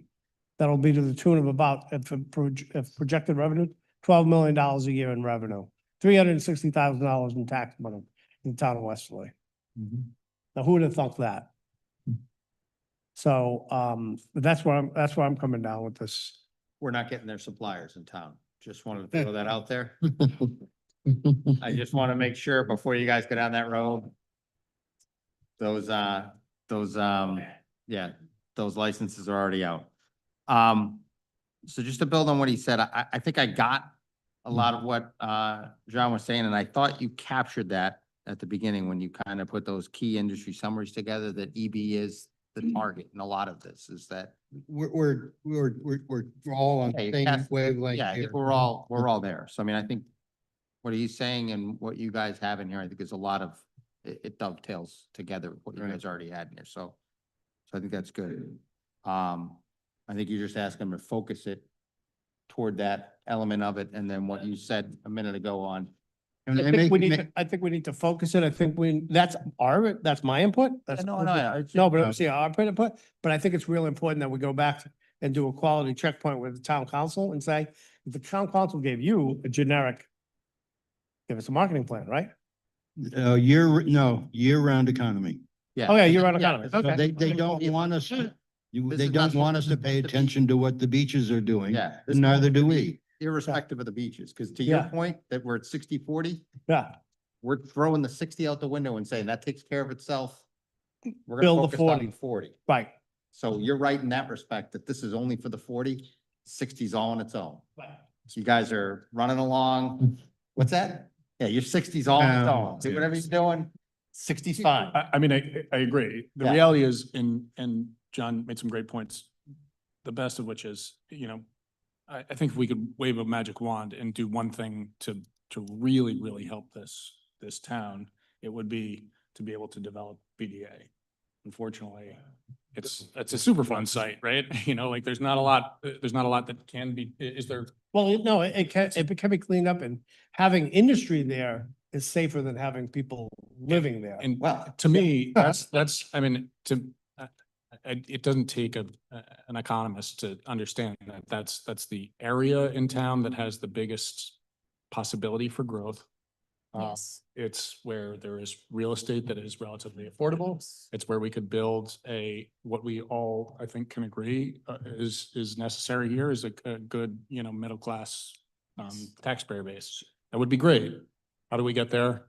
Well, It's a big lift. I'm gonna throw one other thing out there. we need to talk to the special master. By the way, one other thing, and this, anyone read today's Providence Journal? Here, it's for you guys. So, Rhode Island has been and still is one of the highest spending, higher taxes state in the nation. This is the hill we have to climb. They make it much climber. In some categories, a finance watchdog group known as Rhode Island Public Expenditure Council, policymakers should be asking, why are we markedly outspending not only the nation, but also other New England states in certain areas such as public safety, general government administration, and it goes on and on. 50th in the country for business, I believe, Rhode Island is. Well, so So. Yeah, so one other thing I just want to throw out there is we're talking about this and we're looking at different industries, and I do not want this to be a criteria that narrows the field, but it should be a criteria in the back of our head. All right? Dry industry versus wet industry. You may ask yourself, what does that mean? Okay. Dry industries are industries that don't require a lot of water and don't generate a lot of waste. Wet industries are ones that require a significant amount of water for their manufacturing, generate a significant amount of waste or wastewater as a result of their operations. So somebody coming in that's building here in Westerly, we got to deal with how we're managing their wastewater and whatever. We're already kind of at a crisis and a break point. So if we're looking at sort of these industries and we're talking about where we're going to put them and how we're going to put them, that's a consideration we should consider when we're kind of looking at what we're targeting. Because if we're talking about bringing in a facility that says, I don't know, give me a good wet one. Don't bring it. Way wrong. Don't Give me a bring good wet industry. Ocean spray. Yeah, ocean spray. There you So go. I worked on a project not that long ago and the community was very, very smart. Right. And they said, hey, sure, fine, come in, put in your thing. You are not to have a burden Yep. on the water system. Once you're surcharged, once a month, you can rebalance the levels, but you need to focus on water reclamation technology. You need to manage your own waste. And they came back and did it in spades and at no cost to the city. But that was an expectation that was set up front when they put that welcome mat in front of that kind of an industry. No water bottling plants. Yeah, water bottle plants. So when we start talking about defense industry stuff, we're talking about, manufacturing facilities that, I'm trying to think of a good one, like down along the shoreline. Who was down there before? If we're talking about somebody that has a lot of cooling water, that's running it. Cooling water is not a big deal. You're pulling water in from the river, you're running it through a cooling tower, it's being used for that process, and then it's being discharged back into the river. Not a big deal, right? We're just transferring water from one to the other. It's a thermal condition. Doesn't have a huge effect, but if we're taking that water, running it through a process, now it has to be cleaned, now it has to be treated, now it has to be discharged somewhere, whether back into the river, back into a sewer system. Now it takes up capacity within the system we need to be concerned with. So when we start talking about the industries that we're targeting, it's just another thing that we have to consider. Because God forbid we target somebody and we're like, great, we got this great industry in here. And it turns out they use more water than the entire water system can handle. Now we've kind of put ourselves in a pickle, so. I think that's an example, though, of something that we know is very important now. There are going to be 3 that we're going to learn about by 2030. Right. And whatever the marketing plan is, and whoever we talk to and whatever we say to them has to adjust as we learn those things. Yeah. And our requirements change. Right, absolutely. Yeah, so it's just something to think of, that's all. Mhm. Any other questions? Points of discussion, Morris? Oh, you went off. You went off. Just a general observation, a lot of pieces to this picture, this puzzle. But one thing that I see consistently through this is we're talking about the arts, we're talking about healthcare, we're talking about lawyers and everything else. And manufacturing, sustaining industry, high-paying jobs, those focuses seem to always be at tier 2 or C or D or whatever, or elsewhere in the list when you look at some of the other things, even on page 5, where there's lists. You know, the real meat of what we want to try to bring here with sustaining industry seems the recurring pattern is it's at the bottom of the list of concerns. I can't write about it if we haven't had the interviews with people yet. We've just got, it's been taking a while. We've got 2 next week. If there are people you think we should talk to in town, we'd really like to do it. Yeah, I think the other thing too is that the marketing plan is telling us and maybe telling the town, this is where our current strengths are. We have strength in a hospital-centric network that's growing, and we have a strong and growing arts community in this town.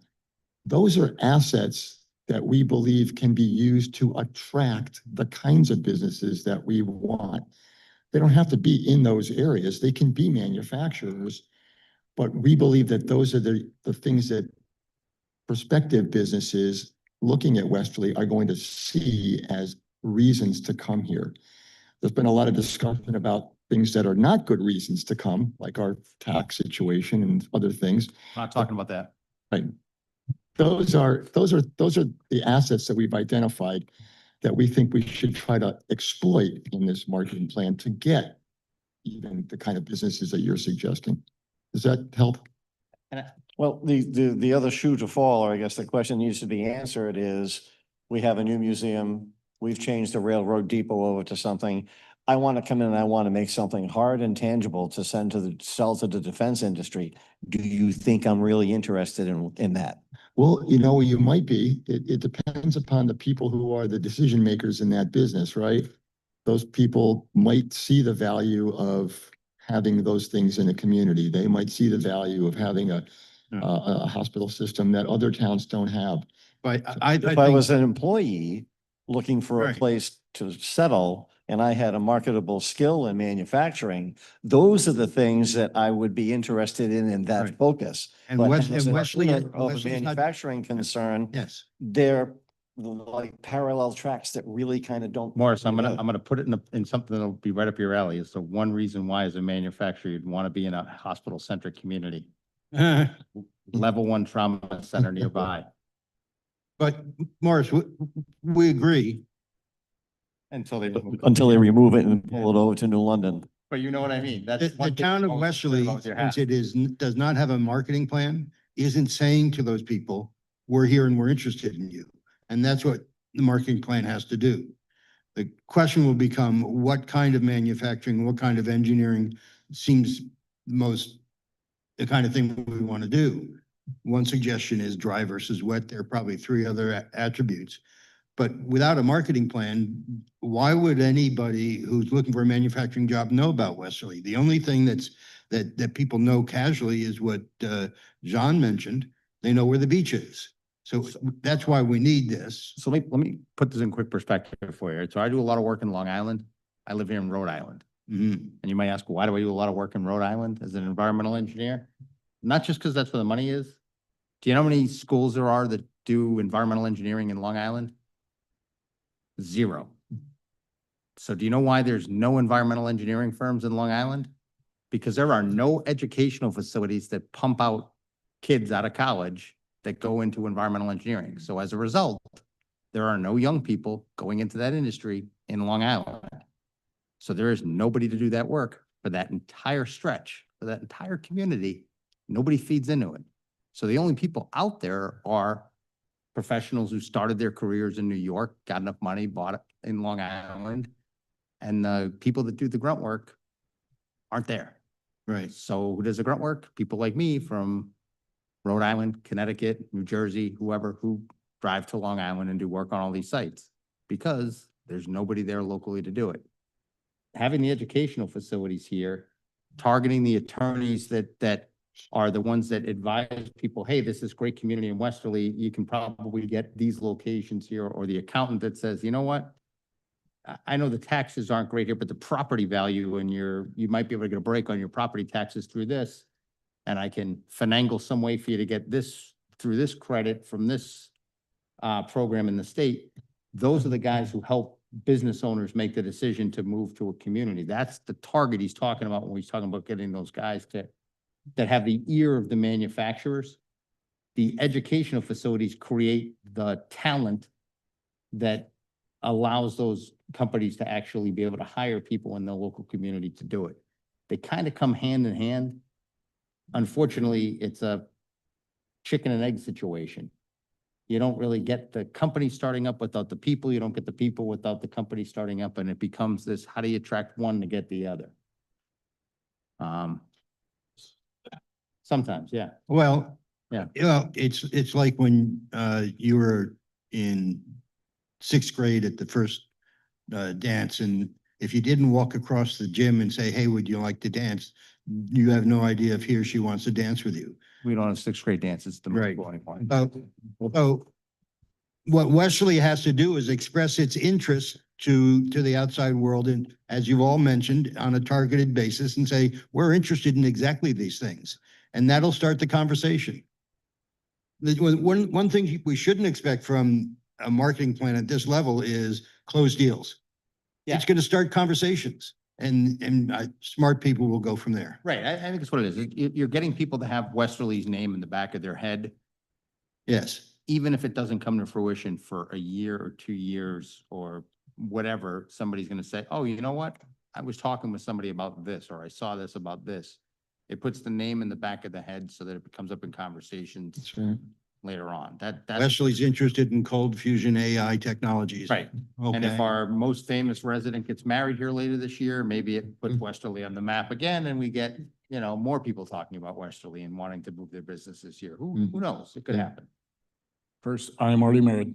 Second, What's that? I'm already married, most famous. Oh, So,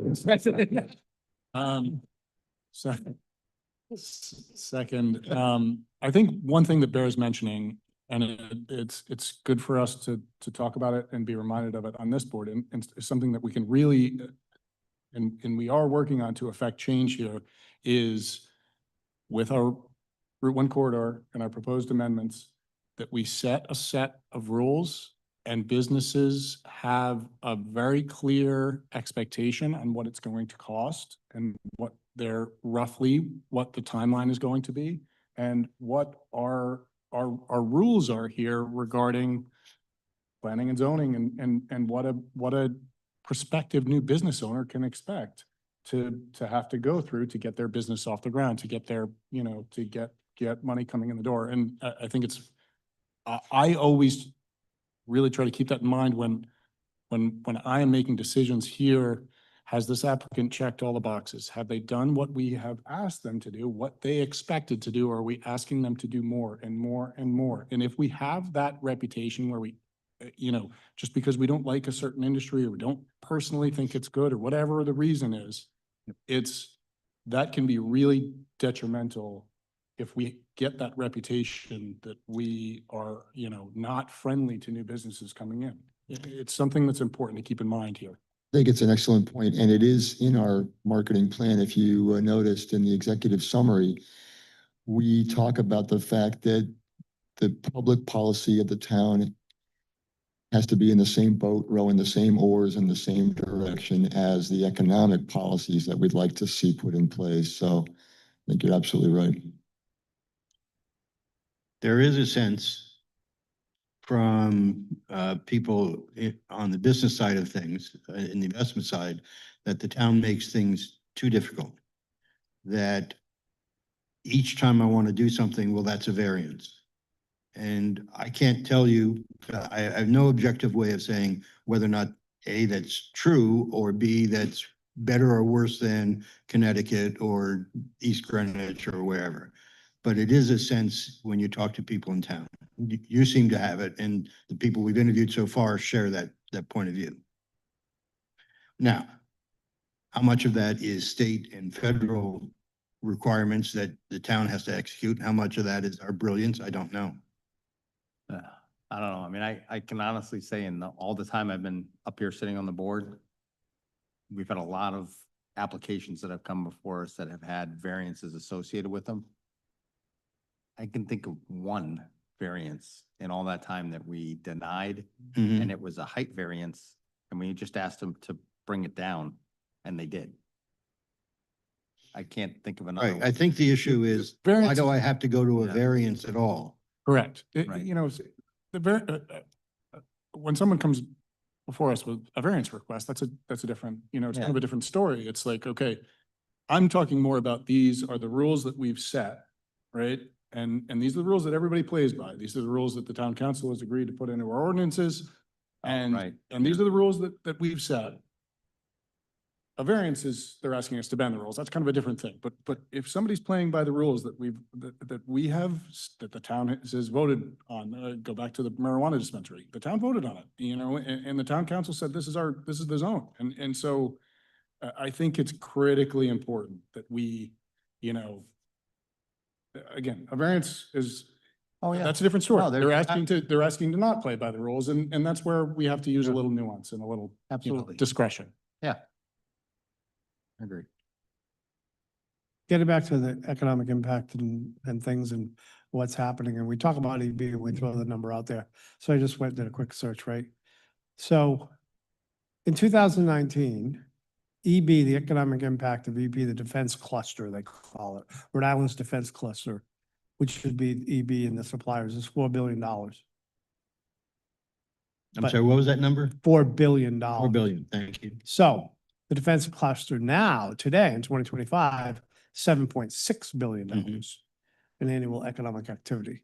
So Connecticut is up. So they're calling for basically for the foreseeable future, 10% growth. Well, 10% growth says, what, 7.2 years or 7.6 years? It doubles. So that'll be 14. So, and they went from 17,000 in 2019, 17,000 employees to today, 30,000 plus. So we can't stretch enough, and I'm glad you brought in the universities and all that other stuff. If we're gonna drive it, we need to get together and we need to pull all these people together, know who the contacts are at the school, at the engineering school, the oceanographic, the environmental school. Why there's a beautiful new engineering building at URI. Oh, God, yeah. Oh, God, yeah. Much better than the little last one. But that's really the driver. It's about, I think the economic development driver is about prepping the workforce. Prepping the workforce. And it can only do good things for, you know, the average wage and, you know, the average citizen in Southern Rhode Island and their children and that. I mean, again, it's something we're gonna need but they need to be trained. There needs to be all sorts of training in it. Thanks. generally, when opportunities come along, we're not prepared for them, and that's sort of what's happening with BDA. It's on the back burner because they're still trying to figure out how to take care of PFAS. And as soon as they do, and as soon as we Let get me the know. money, the EPA will take care of it. And then we will have a property that we can then prepare for sale. So that's number one. Number two, in terms of opportunity, and I'm glad you mentioned URI. When I first heard in the news that URI was being considered for a medical school, I was like, where would they put it? And then I realized, well, South County Hospital and perhaps Westerly Hospital would be wonderful settings for training and interning and that kind of thing. And there was might be some opportunity there. I too have come to realize that with the Medicare reimbursements, we are losing more and more primary care physicians out of Rhode Island. I was just at a meeting at Yale New Haven at the Westerly Hospital not too long ago, where we were talking about that and trying to come up ways to keep that community here. That could be a project for now to start getting our hands around and find an opportunity to ensure that we not only do we not lose any of the medical community, but we can raise the medical industry in this community. So I would suggest that maybe if you're looking for a focus, that might be something to start talking about. Yeah, Doug, when you were talking about the medical industry and all the employers that we have here, I think there's still a good amount of runway there. There's still, that market is nowhere near saturated. That's a good opportunity. You are right. Again, the challenge is, my wife's a surgeon. She can make 30% more if she drove into Stonington. 30% just on reimbursements. So that's a state issue. There's not a lot we can do about that. Yeah, but our kneecaps are better here. She's here in Rhode Island, don't worry. Anything else? Cause, No, I think this is great. It's a So- good starting point, good jumping off point for us. our schedule is, we're going to continue doing other interviews and talking with people. Cause we do have a meeting coming up with Westerly Hospital. We have, as I mentioned, 2 manufacturing meetings scheduled today and, just today, and there are others that, feelers we got out to talk with people. Going to have a similar kind of workshop with the town council, probably shorter, in November. And our goal is to get to a point through the interviews on those workshops so that we can spend at the EDC December and part of January coming up with a more complete draft, because this is, as you've observed, fairly generic draft, to come to something that's acceptable for a serious starting point. Yeah. What I haven't worked out yet, and I have to spend more time with Melissa Davy on, is the, what would be in that plan about implementing the plan, which is going to be mostly her responsibility, certainly not ours. And so haven't done any steps on that, partially because we don't have enough substance to have any steps. But there will have to be some suggestion of how the marketing plan would be implemented, with which resources over what period of time. And we haven't even started those conversations. So I would just make one suggestion. We have that discussion with the hospital, is bring up the URI issue. Yeah. Then when you have that Yes. discussion, because I'm sure they're aware of it, but I expect them to bring it up. If they didn't, I If would. they don't, definitely Well, bring it up. not just URI, Brown too, because Brown Ortho is right down. Yeah. down the Well, corner. Huh? Yale, New Haven and Brown A in rehab. competition right Ortho now. rehab. Yeah. That's right. I Competition. had just one follow-up, I'm sorry. Go right ahead, Hi. follow up away. On my last point, about a opportunity to grow that healthcare industry, and one that wouldn't necessarily be hamstrung by the insurance reimbursement rates. I think there's a real opportunity for concierge medicine in this town.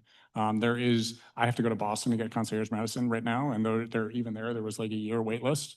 But that is, I think, especially with the demographic that we have here in town and is, growing with an aging population that have some disposable income. That's a possible, really good vein that we could strike. Yeah, the only question I would have on that one is whether you're going to be pulling existing physicians away going into concierge, which is which it's a better way to make money, I believe, because you'll have a set base. But how much? I don't know the answer. I'm just throwing that out there. I think just listening to all the comments, we're actually looking to add on value to outside businesses. I think that's where our niche is, okay? We're adding something to businesses already in existence. We're talking about EB, we're talking about other areas. I was looking at your current market environment, and there's really only two places as far as expanding commercial or industrial development, okay? One is BDA, and one, which I reluctantly bring up, airport. Because this has come up before many times. We have, and you have it here, airport poorly situated and suboptimal land use. This is extremely valuable land. You can use this for mixed use. You could use this for light industry, recreation, additional green space. And currently it sits there, and last time I checked, the town does not make any income off the airport. It's all state controlled, okay? I think that is one thing that we should look at again. I mean, to me, because it's a big parcel of property and it can be used for different things. You're going to have a lot of people fighting it, but at the same time, I think it could be looked at as a possibility. You also have in here infrastructure challenges. I think it's infrastructure limitations more than challenges, water and sewage. Okay, those are limitations. Maybe you want to look at that. Also, the front page of your report, one of the paragraphs starts off, the Department of Developmental Services. We don't have it. So you may want to. The reason Just that was quoting in there is if you look at the comprehensive plan, that's what it says. It says the Department of Development Services is responsible. Oh, is it still for- in That's what it says. Which, well, it's because it existed at the time the. Oh, that's right. We put the plans together. Okay. Okay. Because every time I see that in anything, I go, oh. We, you know. we have a lot of discussions about the airport, Chris, at the EDC. I think we share your sentiment. Wait, just a second. Whether I share the sentiment or not, it's not, I don't believe this is a subject for a marketing plan. It's a broader subject, right? Right. I mean, I could go through the numbers on the airport, 300 acres, 25 million of economic. Right. But if you're benefit. talking to outside groups and they want to put something in like a light industrial, then it does get into there, because then you start looking at these areas of town. The problem with BDA is basically environmental. It's going to be expensive to clean it up and get things in there. I think the key point is that the town, as it's presently constructed, is limited with regards to large tracts of available land. Right. And our marketing plan understands that. It's not looking to bring in a significant number of large, businesses. Right. It's looking to incrementally add here and there, Right, and when you look at some of these businesses that support EB, you'd be amazed at the number, and the defense industry, you'd be amazed at the number of these niche industries that exist out there that do one very small specialized thing that no one else does. There's a company out there, and I'm not gonna name their name, but there's a company out there that makes micrometers for the aerospace industry. That's all they do, make these little tiny micrometers. That company has bounced around New England from town to town to town over the last 40 years or 50 years. And that's all they do. And they've been attracted and moved from community to community to community. And I'm happy to say that I've cleaned up 2 of their sites where they moved from over the years. But I'm just gonna say that that particular company has moved around and all they build is this one little thing. And it's relatively innocuous and it doesn't take up a huge footprint. They don't need a whole lot of machining or anything else to do it. And their equipment is pretty relatively small, but it's pretty technical. It requires very highly skilled machinists.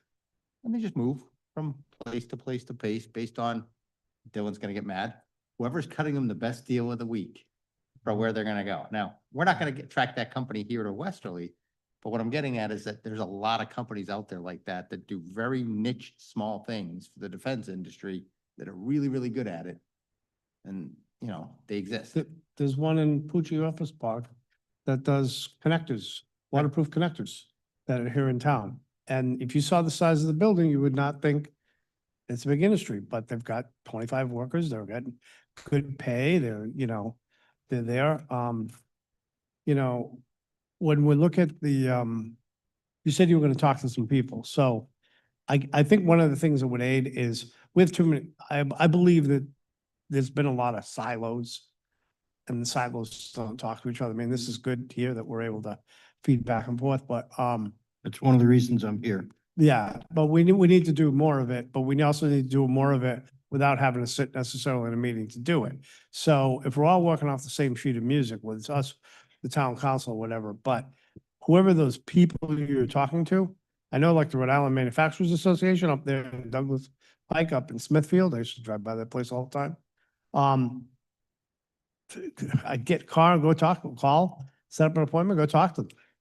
Go talk to the executive director, sit down. That name has to be on the list.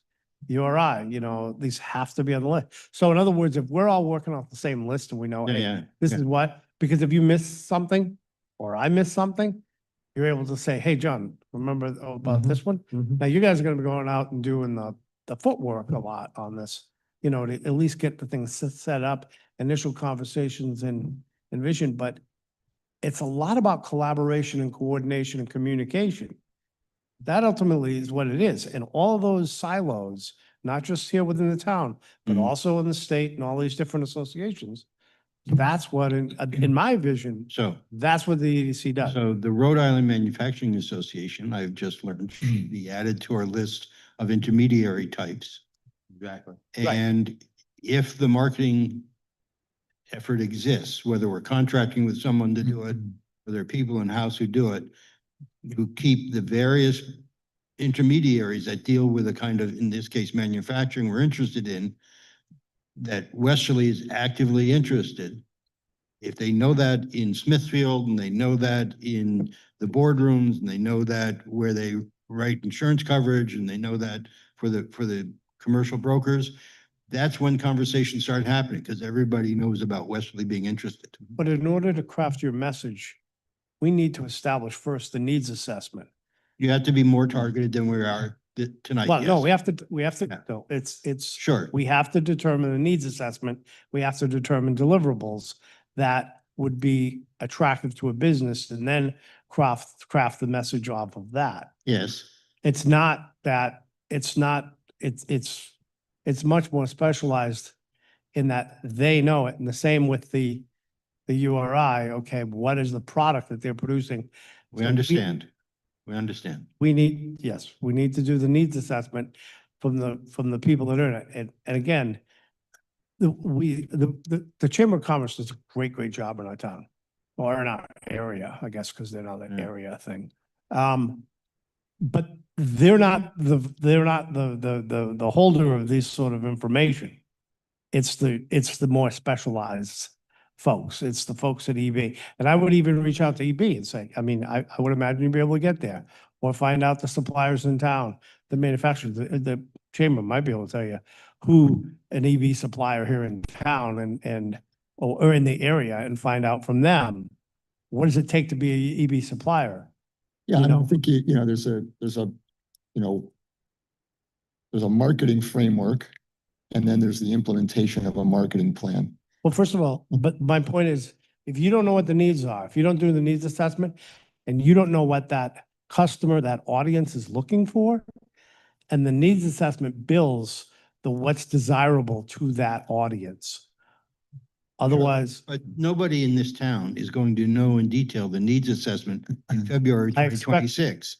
What we will have a better sense than we have now, but that's gonna evolve over time, and you're gonna find something 17 yards down the fairway that, oops, I ought to go left here.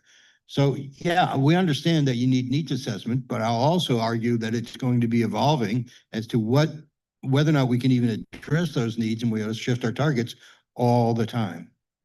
That's going to be part of the living reality. It will. I just think. You guys are getting at two different things. because He's too here's- far here's- down. here's the I think we're reality. talking past each other somehow. No, I think, I don't think you are. And let me try to put this Okay, in yeah. perspective for both of you. I think what you're saying is you want to know what businesses would want to want to be here. They're saying that we want to know what Westerly can provide that will make businesses want to come here. And that somewhere 5 years from now, they may have a business that approaches us that is completely out of left field that we didn't think would want to be here, that we didn't think we had the facilities for from their side, and you didn't think was a business from our side, and we're now taking a complete left turn to try to make it fit into the square peg into the round hole of what we have, None. and we're gonna have to adjust on the fly. So But I think those are gonna have. we don't know sitting here. No. As far as developing a marketing plan, we don't know what we have for availability for properties. We don't know what we have, we don't know Well, for what, properties, we do know, because we just did that. do we? We just went through it, Yeah. we talked about. What about the new properties that are coming online? New properties? Well, They always will. no. Yeah, they want. Tom Lagori years ago told me, Old Hoppington Road, have you been up to Old Hoppington Road lately? That's all industrial. Yeah, it is. It is. So- And it's getting flatter and flatter and flatter all the time. Now, the question is how long? Is that a 10-year time horizon? Is that a 20-year time horizon? And then how many acres is that property going to be? And then, so you're going to have other things in the Yeah. future. Right. We're talking about Yes. long-term plan, but Future. my point being, Also. you have to do, what's our capacities?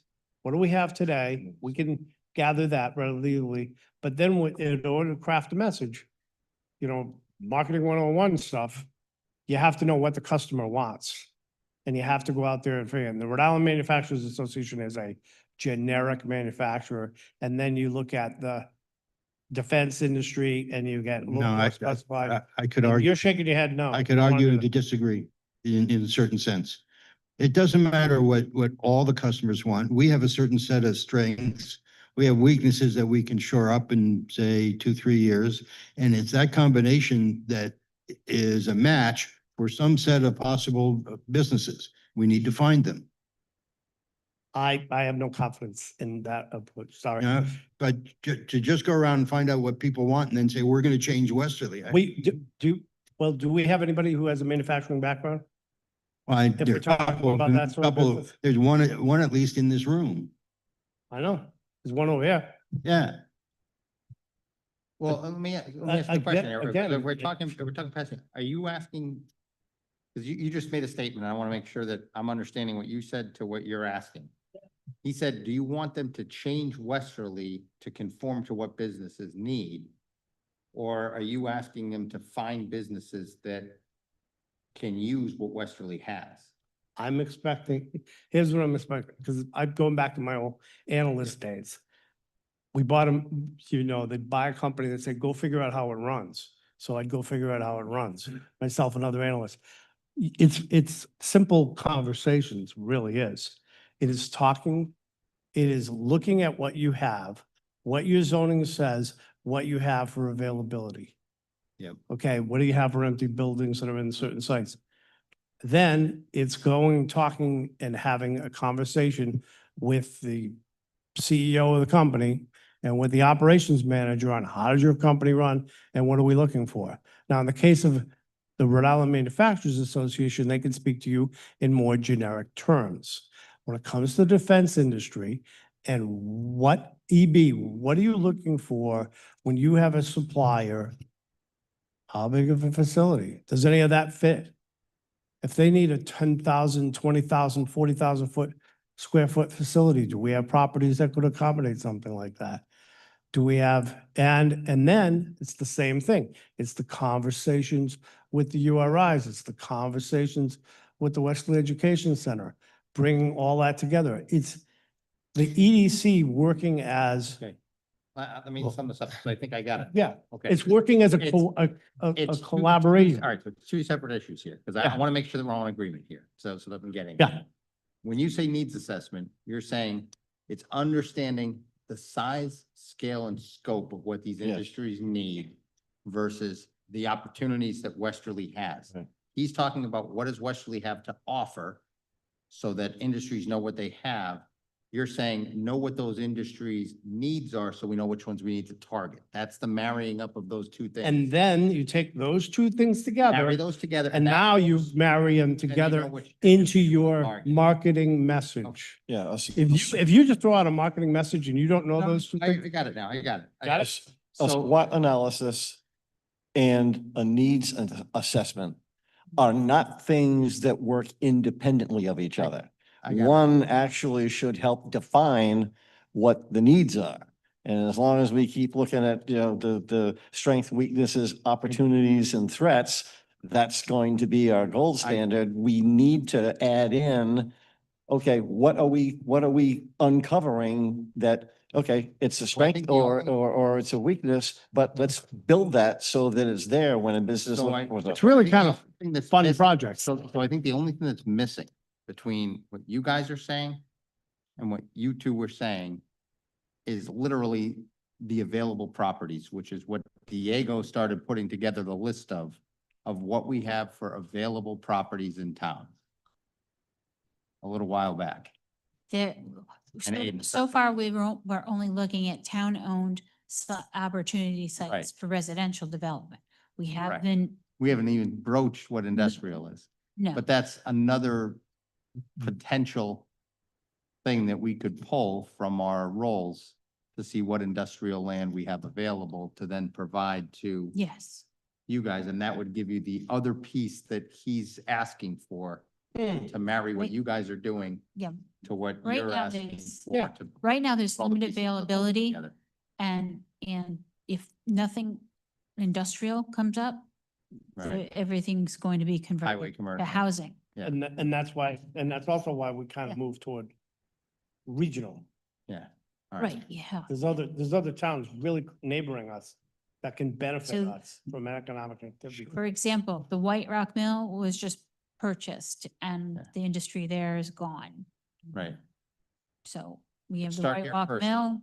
John, let's start here first before we open our arms everybody. Let's start here. Then we'll go out. I know. You just, said we don't want any more pizza shops. You want high paying jobs in town. Now you're back to pizza shops. So you have our phone numbers. If you have Yeah. ideas of people to talk to, we'd love to hear it, but, So thank if you you. guys keep going on the path that you're going down, I think That's what's right. what's incumbent on us and on the planning staff is to get them those properties. And that fulfills what you guys are saying on the asset side of it to Mhm. marry up to what you guys are doing on this side of it. So that when Right, we have a marketing right. plan and people say this. We're is what working we on a need. marketing plan. Part of the conversation you just had is the implementation of an industrial Right. policy, and that's not what I'm working on. No, I know, but it's the next logical step is Yeah. what he's getting as the next logical step. You're gonna market it and it's how do we then, when you get stuff, how do you marry those two together? Yeah, How do you make that plan actually okay. So under, implementable to the next step of And- what it goes to? and under 4522(7), the planning board's responsible for economic development. Under state law. Yeah. So we're a quality checkpoint for the town council. We make recommendations. So we don't have time to do all the things that we're talking about here tonight. And actually, it is a fun project to go out and do what I just described, what we just described to do, because we're gonna learn a whole lot. It's just very, very cool conversations about things that we just don't even show up, that may not have encountered in our careers. So my the point of this thing is we got to break down the silos. We have to work as a network. So we have to network together to get the best possible, because working on a marketing plan to say, we're gonna put out a marketing plan, we're gonna do this, we're gonna do that, but we don't have a message and we don't know where we're going and we don't know what we want to attract. It's just, Well, I don't think I that don't we think said that- that. that's I not don't your think that goal. we said that we don't know what we want to that's not attract. your goal, but that's not your goal, right? That's not your goal. So it's. You said that we don't know what we want to attract. We know what we want. I'm kidding. Listening to your chair, I was listening to the chairman and I didn't hear any, like, we're going out to find out what the needs of those folks we hope to attract are. Yeah. That's what I was Think coming of away a with. certain specific area of economic Yeah, development that you'd like us to explore, and I think we have heard that, and I think we'll take that very much under advisement. yeah. Gentlemen, anybody else, have any comments? Gentlemen, thank you very much. Thank you. This is awesome. It was great discussion, and I really appreciate you guys putting all this effort in. We appreciate your input. Thank you. No, thank you. I do appreciate it.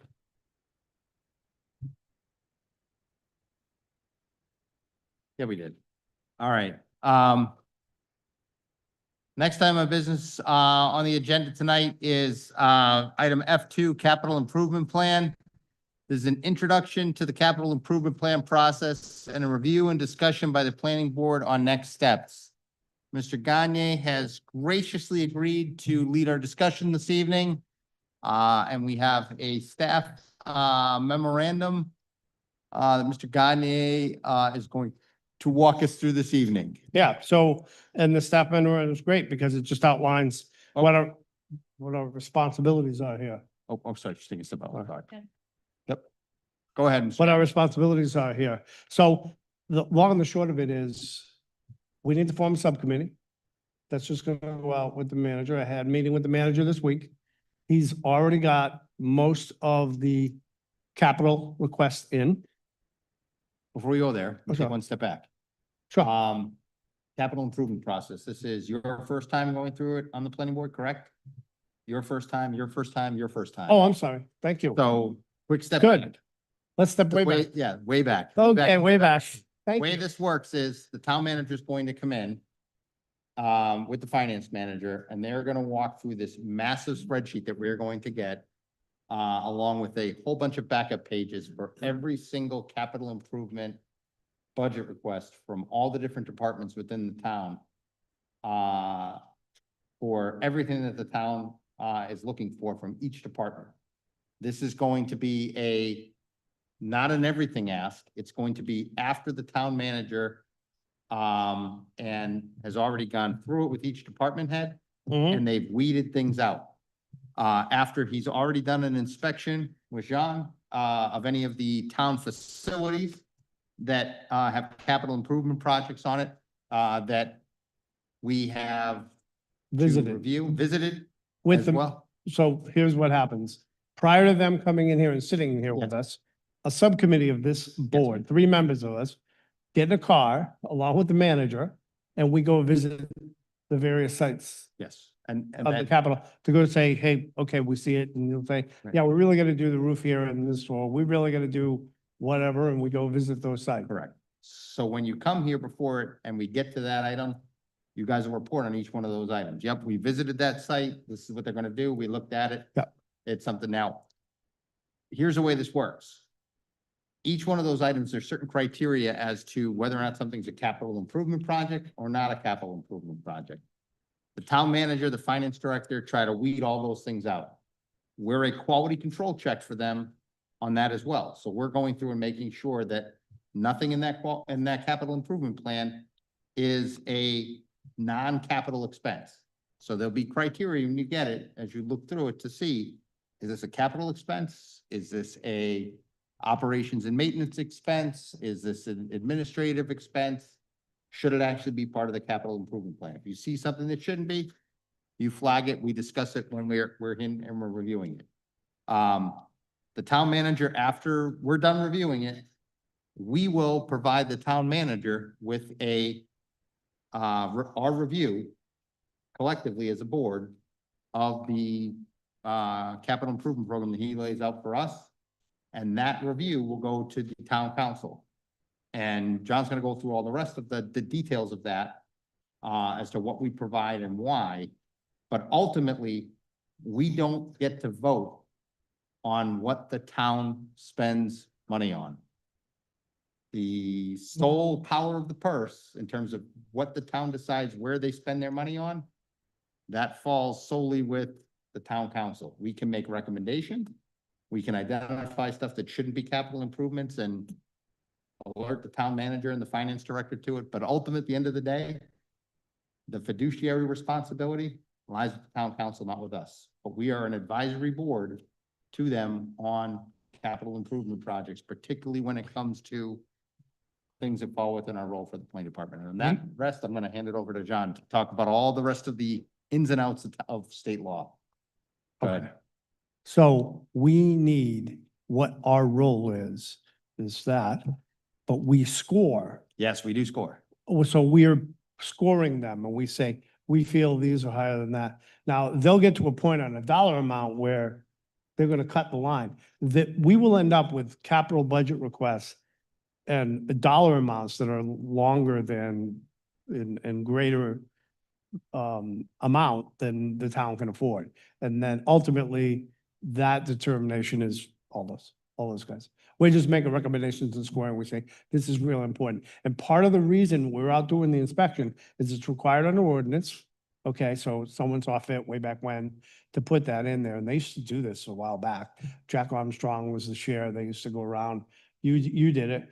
You'd go around and you could see what was a really, really bad shape and what wasn't. And that's the boots on the ground aspect of it. So the manager has all the budget, pretty much all the budget requests. He's got a few more coming in, okay? He's got his, we talked the binder, he showed me the binder. I said, you gonna show it to me? He said, no, I'm not yet.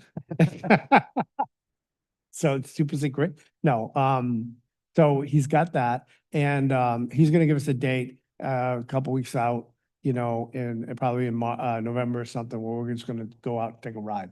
So we'll compare schedules. So I just need to know the 3 members on here besides myself, 2 members besides myself that are going. Matt, I thought were you one of them? Thought you were one of them. I can be one of them, but I was gonna ask if there's any volunteers that would like to spend some time with the town manager. Perry would like to volunteer? Okay, All right, James? All right, so there you go. You have your 2 volunteers. good, wonderful. Outstanding. All right, so I will be in touch. So, and I will be the alternate. If we end up at a time where one of the 2 of you cannot make it, just let me know and I will, Yeah, so that way we have an alternate. he's realistically saying it's about, We have an alternate from the public that volunteered that would like to also be involved. Oh, yeah, no, I will in a moment. on the Yes, I capital will, budget? Before the end. Oh, yeah, on the capital budget? Okay, yeah. Yeah. I would say let's hear Well, from the former chair. I will in 1 second. So when we get to the end of this. Okay. So there is in the memorandum, a couple of things I just want to say, and John hit on it when it comes to scoring. Yeah. We're gonna basically give our priorities to the town council. We're gonna say, these are the 4 or 5 things that we think are the most important things that are in your budget. And that's what we think as a planning board are the most important things that we want them to spend money on. Guess what? The town council might think those are the 4 least important things in the town council's budget, and they may decide to cut all of them. That doesn't really matter, because again, we're an advisory board. We're giving our advice to the town council. Again, all the fiduciary responsibility goes to them, but it's our responsibility to tell them what it is and why. So when we put this memorandum together and we talk about this, we want to make sure we articulate the reasons why, so the town council knows. We're not just saying, hey, we think this is important. We think this is important, and here's why we think it's important. Here's why, from a planning board perspective, we think this is an important item on the capital improvement project list, because it's something that's going to do X, Y, and Z next year, this year, into the future. On the reverse side of that, should they decide not to follow the recommendations but do something else, do they also have to provide justification as to why they decided not to do something versus they do do not. something else? Not at all. Okay. Well, They owe us nothing. Go ahead. Nancy, And yeah. follow. yeah, there's a little bit in there that hopefully will give you some good feeling about this. When the planning board, sorry, well, when the planning board makes an sends advisory opinion to the council, you do have to have justification for your recommendations. Right. And the main justification is finding consistency with the comprehensive plan and with the ongoing projects that seem to be most pressing and most timely, okay, and relevant for today. Those are kind of the things. And the town council is supposed to do the same thing. They are supposed to make just part of their motion, findings of consistency with the comprehensive plan, and it could be on a much broader basis.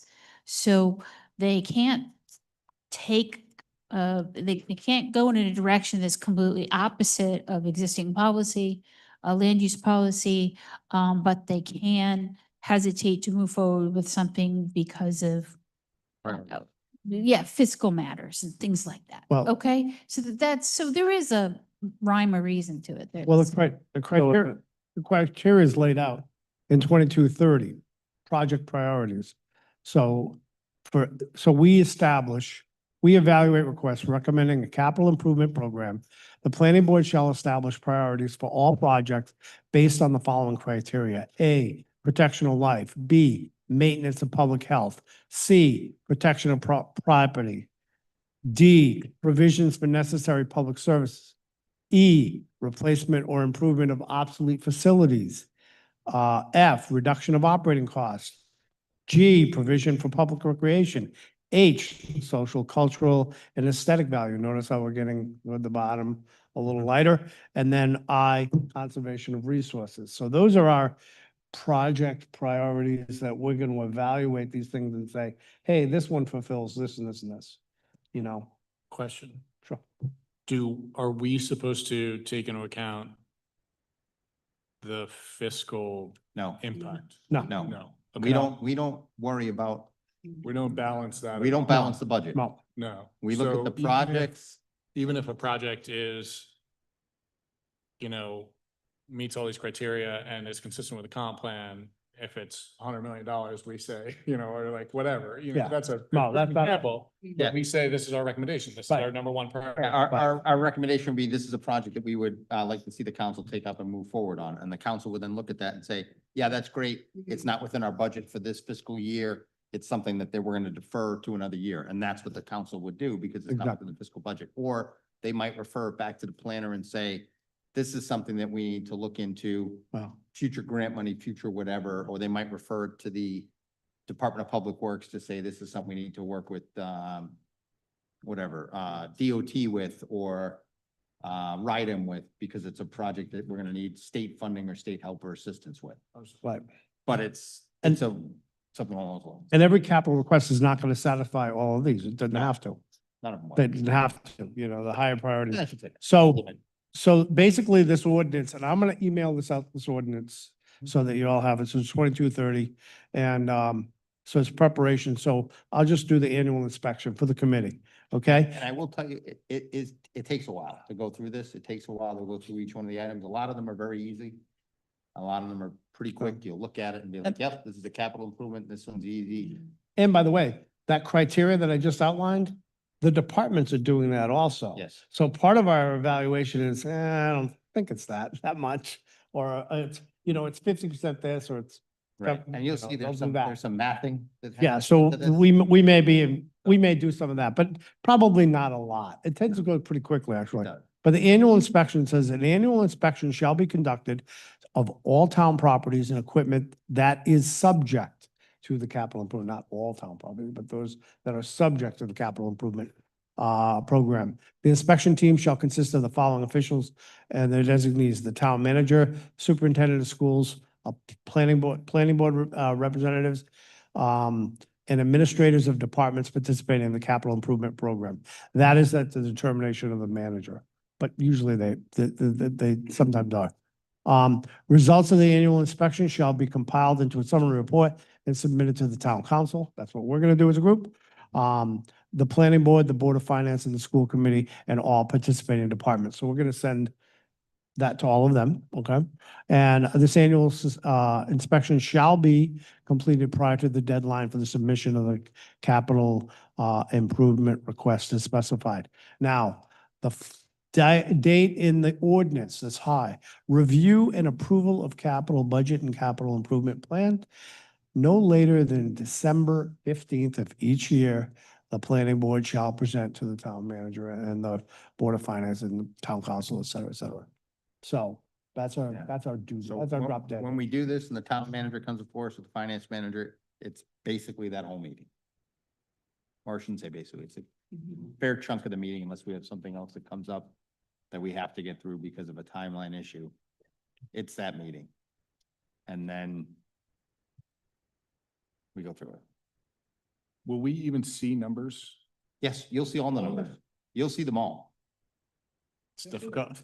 Okay. You will see every It's number. difficult to objectively, like, Yes. like, just put that out of your mind. We're supposed to. put that out No, of you our won't put it out of mind because you're gonna look at the numbers for the reason I said before. Is it an actual capital expense or is it not? Because there's certain requirements when you get that packet that says this is the dollar value for capital expense. So you're also doing that QA/QC check of, Okay. does it actually qualify as a capital expense? Because there's some of them, they qualify if it's, X number of things added together over this event qualifies as it. So when you see all that, that's why I said sometimes the math doesn't math when you add it together. And every once in a while that happens. That's why it's a extra QA/QC. All right. Any other questions on the CIP or what our responsibilities are or what you can expect when that comes before us? Because if not, I'm going to open this up for public comment because I believe we have a member of the public here. I'm not familiar with you, sir. If you could, please take the podium and please make sure that you, or you can take a seat if you'd like, sir. I mean, you look a little elderly and infirm. You might need to sit. If you'd like to, please announce yourself for the Yes, minute taker. Like a bottle of water, right? For the record, Justin Hopkins, 39 Highland Avenue, Westerly. It's good to see my friends here at the planning board and welcome some future friends that I haven't met before. As many of you know, I am the chair of the building subcommittee for Westerly Public Schools. And I just wanted to provide some context to some of the capital improvements that are associated with the townwide CIP process. I think we're all aware of the major school construction projects that the building committee has been managing, the work at Dunn's Corner and Springbrook and State Street, all of which came before this body. And I'm happy to report we just had a ribbon cutting last Thursday night for Dunn's Corner and Springbrook. Both projects came in on budget. State Street will be complete. The building will be complete in the spring of next year, at which time, once the students move out of finish school and start summer break, they'll demolish the existing State Street. The students will move in when we start school after Labor Day of 2026. So far on time, on budget for those projects. So good news story there.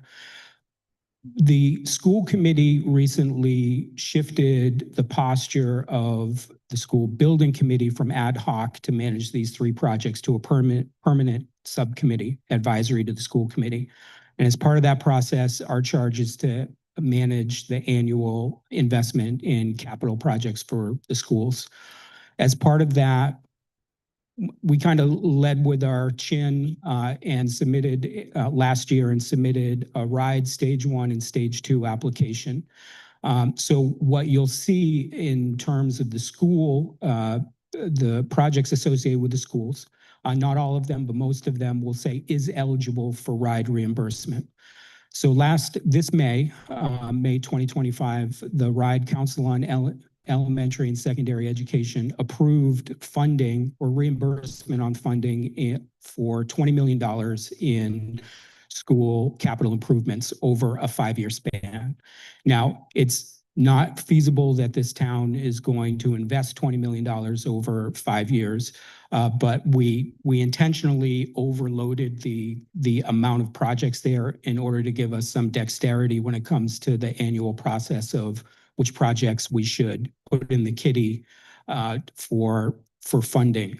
The distinction between bond-funded projects and capital improvement projects, according to RIDE, is our bond projects, the reimbursement occurs over the life of the debt. So RIDE will reimburse the town on through the 20 or 30-year bond that we pull. For capital improvements, we can submit annually the full cost of projects. So if we invest $2 million in the next fiscal year, when those projects are complete, we can submit reimbursement for it. So the reimbursement on those projects will be 35%. So why do I bring this up? The intention of the building committee is to have a proactive posture towards project management for our school building infrastructure so that we're not managing by crisis, we're managing by planning, and for trying to be forward thinking with, replacing, it's the old Bill Belichick line. I heard you give an NFL reference earlier. You'd rather move on from a player 1 year too soon than too late. So the same rules apply for building systems that may be cycling out of compliance or near the end of their useful life. So what you'll see, at least from the school side, are projects that have already been vetted, costed, and have kind of passed the threshold of the building committee in order to say, we think we're ready, or we think there's a need to move this project along. So that's not to say, we totally understand that the process is its own process, and it's ultimately up to this body for a recommendation. First, the school committee, then this body, then the town council for the ultimate decision-making process. So I would encourage in this kind of traveling roadshow of projects, if there are any questions that come up, probably some, communication between this body and the building committee. We'd be happy to answer any questions as to why this project is coming down the pike, et cetera. I would say the same thing probably applies to projects that this body may render an opinion for. And I only bring that up because I found out that there was an opinion about the bus depot after we had already had a discussion about investing some dollars into the infrastructure there. So probably wouldn't have done that if we knew that there was a potential opinion for potentially moving on from that property. So I would encourage, much the same way, I think this body seeks collaboration and communication between all of the other bodies. I would like to extend that same courtesy to the building committee and vice versa when it comes up. So I just wanted to, forgive me for crashing your meeting tonight, but I was on my way home, saw that capital improvements were on the agenda. I said, I probably have something to say about this. So just so you know the context about some of the school projects that are coming down the pike. So my hope is that we need to prove our purpose and our mettle first. And if we can start getting on a reimbursement cycle that is validated to the 35%, that may be able to open up, some confidence in our investments, and potentially that discussion moving forward may open the doors for other projects that are coming down the pike. So, Justin, just out of curiosity, are there any big building projects that you guys are thinking of in the near term? I mean, I know you're saying some of them you're front loading just because the bond is available and it's there's flexibility issue. But is there any, out of curiosity, that you guys are looking at now or targeting as the next big? So I know we all, without giving away the farm, this is publicly broadcast. There's thousands watching. I don't want to put you on the spot. Well, what's that? Maybe millions. I don't know. The internet's Right. crazy like that. So And this is a fun place to be on a Tuesday night. You're right there. I will say, I think there are big big buckets. I know we all collectively think of the middle school as being a new school, but it's approaching 20 years old. And there are life cycle issues that will be coming up. And perhaps one of the items that has been a misstep in the past was thinking that we could allocate a portion of a roof replacement project over the course of 3 fiscal years. It gets approved year 1, doesn't get approved year 2. Now we don't know how we're going to fund a roof replacement project. It's unreasonable to think when we're annually asking for between $1 and $2 million in capital improvements, if we have a $5 million roof replacement, that is going to be the appetite of the town to invest. So at the time, and this was before this kind of PM process was put in place, at the time, there was a thought process that we can allocate that investment over the course of several fiscal years, not really understanding the unintended consequences of it passing 1 year, not passing the next. So that's one example. Another example is that our high school campus has a pretty significant need for ventilation and heating and cooling systems upgrades. Those are not insignificant on a almost 200,000 square foot campus. So, you know, those are in the $8 to $12 million range. So we need to be smart in how we target those improvements. There have been small projects at, say, Babcock that provide some of that, but there's going to be a time when we need to actually invest perhaps more dollars than we have been historically. But I think it's our duty to make sure that we're communicating that clearly as it comes up. But the reimbursements from RIDE, though, they are limited to building infrastructure type reimbursements, right? So athletic facilities, things like that don't fall into those reimbursements, or do they? I'm just out of curious for my own edification when we look at this. So the stage 2 application, which was submitted in February of this year, had schematic design documents and cost estimates for dozens of projects across the district. And if those projects were represented in the stage 2 application, they are then eligible for reimbursement. So there are emergency funds that are available on a case-by-case basis. Sometimes there are programs that are out there.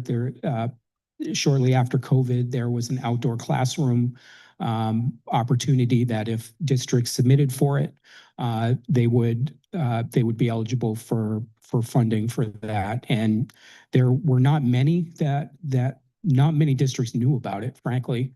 So that's also one of the charges of the building committee, is to seek alternate forms of funding through grants or other programs, either national or state programs that are out there. So my hope is that we can supplement our annual investment at the town level with other forms of funding. Great. So, Mr. Chairman, of the building committee. So first question, is the building committee permanent now? Yes. Okay, great. So the building committee handles all building projects, but also handles capital budget. That would be your area of. Yeah, well, it was originally, and I had mentioned this, I don't know if I had mentioned it at the town council meeting or definitely the school committee meeting, when the current or the former constitution of the former charter of the building committee was ad hoc. It was very specific and narrow in an elementary school project.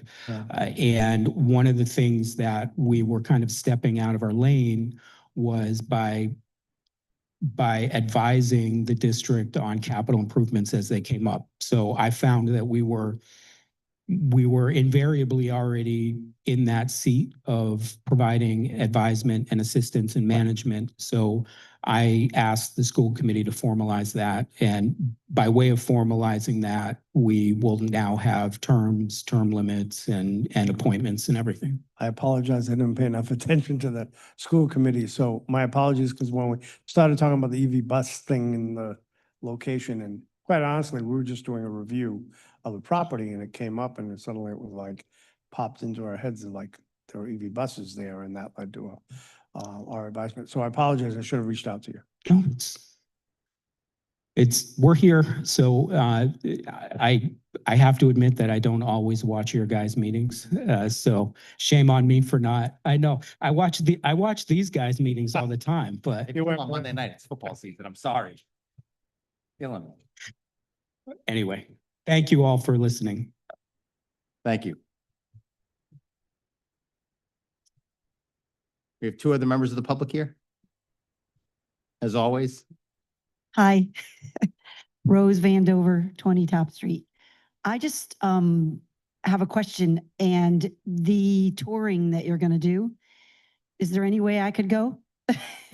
I don't know if that's allowed, but building is my forte, so, Talk to your employee. okay. Well, he's not my employee, but, Yeah, he is. Technically, yeah, he is.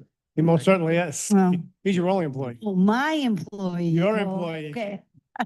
Because I mean, do you know if that's allowed? What is it taking? It's the. Talk to your employee. Yeah. Yeah, that's- it's between you and I'm sure. Okay, So, okay, yeah, just talk to Sean. all right. And are you, mean, are you ultimately, yes. okay with that? If I tag along? We work for you, so I can't tell you. Okay, so you have Okay, so- you have no choice. Okay, that's Right. what I wanted. Thank you. Yeah, we all work for you, yeah, so. Ultimately, whatever we find on that, you're gonna hear here, and then it's gonna get reported back to you, so. Great meeting tonight. Love the discussion. I'll just respond to two people. One of them, one of the speakers, and James, you did mention the game changer, and that is the Bradford BDA, but unfortunately, no one's mentioned it. On two different councils, we've discussed it, and I haven't heard anything less than 10 years on the remediation for PFAS shed. So that's the minimum I've heard so far. So, and then to the first speaker tonight, Mr. Hopkins, I would say that probably a good place to start, if I remember correctly, the school committee is sitting on an $8 million surplus. We're giving them an extra $1.5 million every year already. There'll be probably a 10 million by the end of this fiscal year. Just throwing that out there.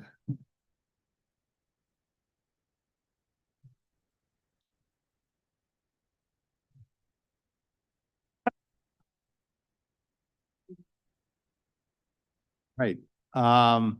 Anything else on CIP? Any other discussion points? Oh, Just I'm sorry, Morris. I didn't see your mic. Will we be hearing other presentations from other departments or other subcommittees from other departments? Or is that the process that those departments are typically, already departments- winnowing through? Typically, those departments roll up to the town manager. We have on occasion had people come in from different departments. We had, I believe, somebody from the school committee come in once. And we had DPW come in once on a specific project. So we have had representatives from specific departments come in for specific projects to give more detail on them at the request of the town manager when he comes in to give the presentation. But at a minimum, we'll have the town manager and the finance director here. And then at his discretion, he's brought in other department heads to give more details on specific projects. So we're unaware of any other departments making a presentation such as this one from the building committee Correct. Yeah. outside that process. Correct. That's why we do the inspection of what those town things are, so we get the information directly from our own members doing that inspection, and then they report back to us and provide that detail in that discussion. Thank you. Any other questions, points of discussion?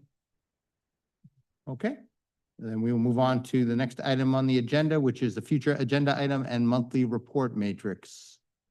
And I just want to point out a couple of things on there, if I could, unless anyone has any quick questions.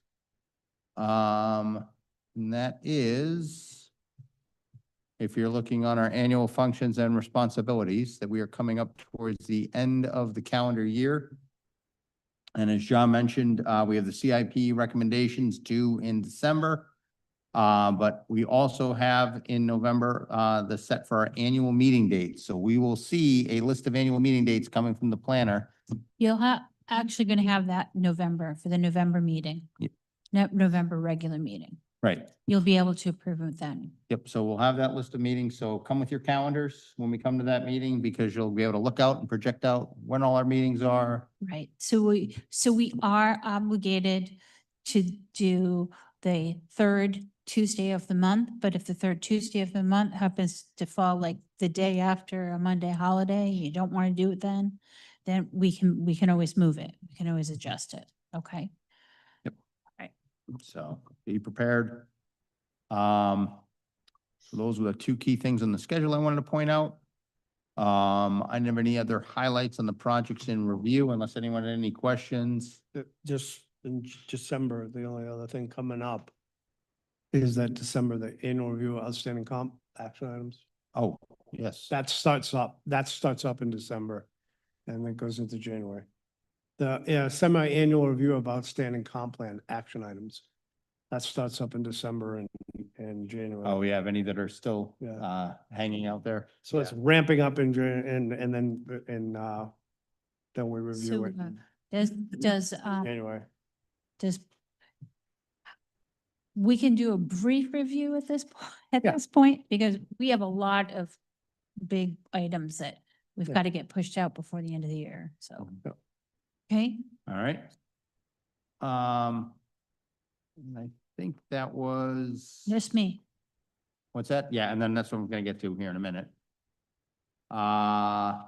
Any other questions about future agenda items or monthly report matrix before I? Yeah, future agenda item.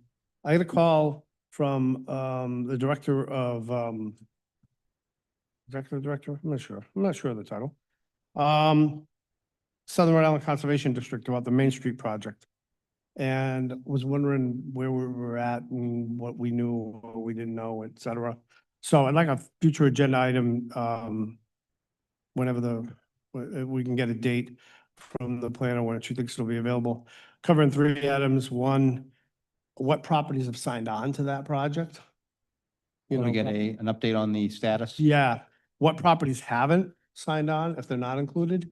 And then if they're not, if we don't think they're gonna sign on, then for those properties that aren't included, are they in compliance with stormwater and all our ordinances and, stormwater and impervious surface coverage and all that good stuff? Can we, I, go ahead. So you're saying, are they in compliance with the building code? You're saying to what Right, they so were? if I go in under ordinance, it says 75% of my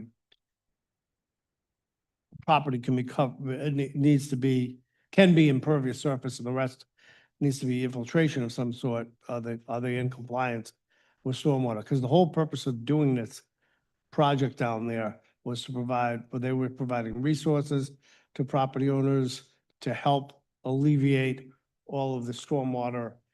So we're treating the stormwater before it's going into the Pocketuck River to improve river quality, water quality. Again, it's one of the items on the comp Did plan. they provide us that in one of the presentations that they went through and did which properties were, what their percentages were? I thought they did something along one of those presentations where they had percentages. I'm sorry, I'm not entirely, what are we Oh, talking about? I'm sorry. So Oh, take Main a step Street, back. sorry. So the Main Street project, say Good the point. director, I So Main always Street, South County. so What's it Main, called again, the South County, Main Street Resilient, I want to say it's. I always forget the name of it, Nancy. Stormwater Resiliency Project, something like that. I always forget the, no, I know, I'm. No, not. No, but hang on, I'm gonna get in trouble for not saying the name of No. the organization correctly. Resilient Riverfront Renewal. What is The it? project. Resilient Riverfront Renewal is the project. Resilient Riverfront Renewal is the Yes. project, so there you go. So, and the organization that is assisting us with it. Southern Rhode Island Conservation Conservation District. District. Thank you. Southern Rhode Island Conservation District.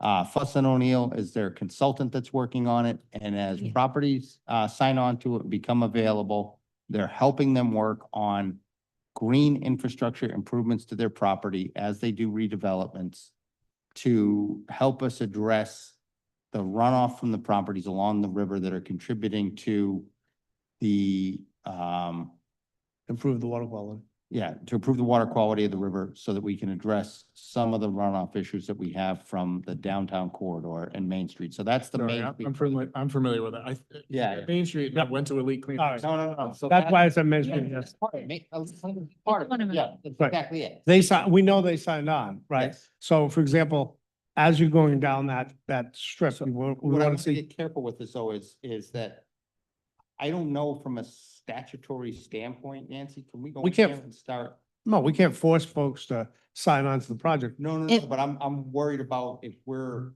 Karen. publicly airing in a public meeting, these are the properties that didn't sign on and Well, we're they're the- Well, Yeah. I mean, from a planning board perspective, I guess we could know, but not necessarily make it public information.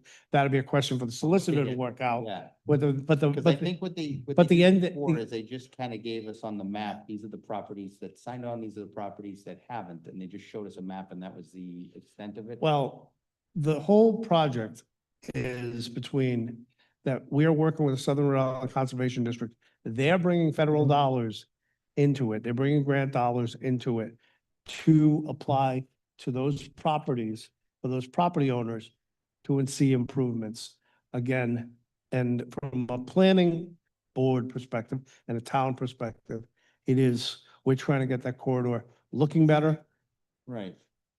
being better, and improving water quality.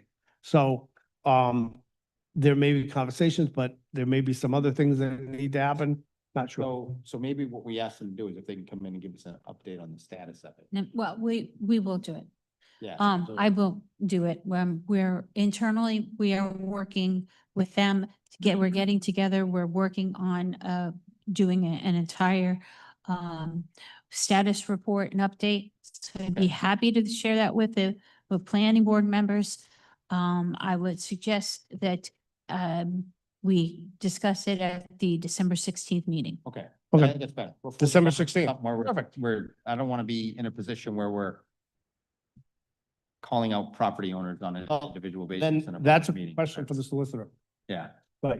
And we're not hauling, I know, but I know. It's carrot. This is all Yeah. carrot stuff. Right, I understand. This is a project that is being managed both, but with the Southern Rhode Island Conservation District, but through the town manager's office, and I will have the information for you. Okay.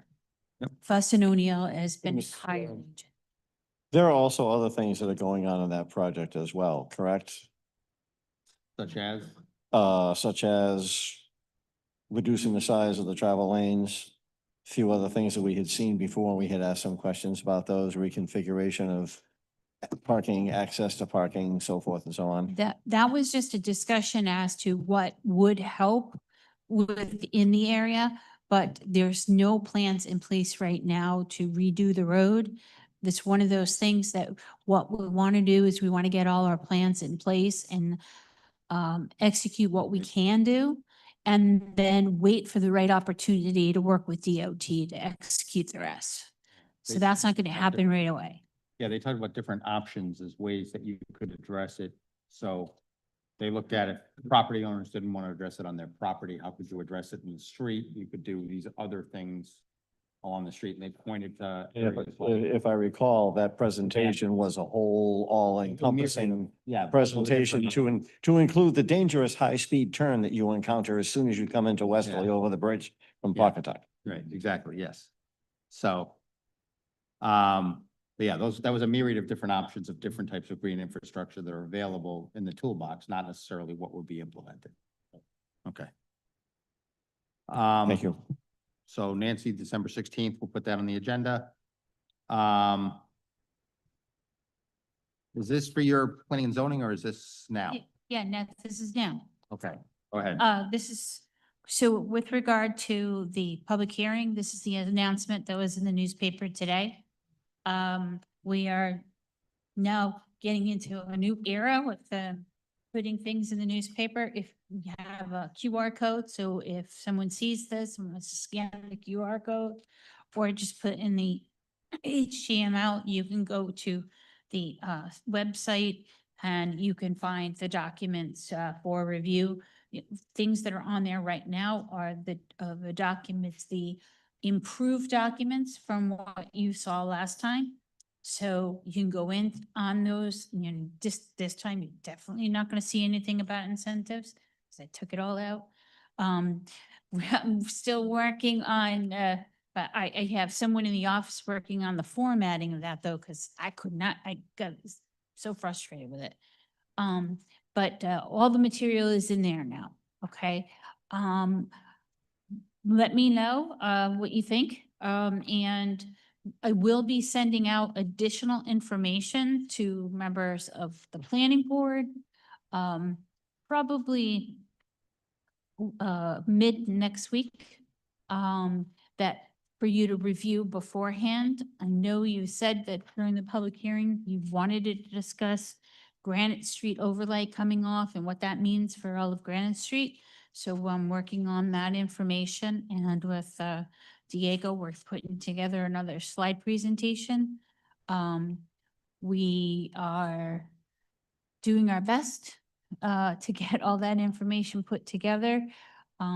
This public hearing, please anticipate it being continued to the November 18th meeting for decision-making. And I think we should be well on our way to move the Route 1 corridor along to the council at that point. So please let me know your thoughts when you start reading this week, okay? What time do we have to be here for the meeting for makeup? It's gonna be on TV this time, so.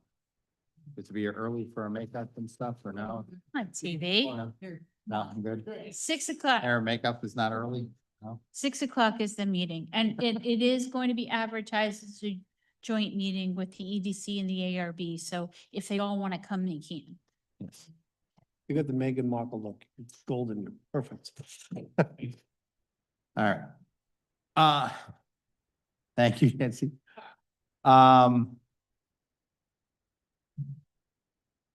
Okay, that said, our next item on the agenda is item H, the Assistant Solicitor for Planning and Zoning's report.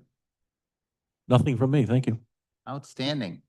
I think we already hit future agenda items and board questions because we already added Mr. Gagne's while we were going through the future agenda multi-matrix report. But if anybody else has any future agenda items, since we kind of hit that one twice tonight, anyone? Going once, going twice? I have Oh. I have just a Quick one. quick point of personal privilege, I guess. I'd like to Go thank, ahead. I just wanted to take a moment to thank Andy Delicio for his 5 years of service on the board. He will be missed dearly by myself. Did I jump the gun? Were You gonna did, do you that? missed me, but that's all Oh, right. You sorry. did it. I was gonna hit it at the end of the meeting, but thank you. You can Yeah. go right ahead. That is all. You will be missed. That is fine. No, thank you. Yes, absolutely. I was gonna just reiterate that. Yeah.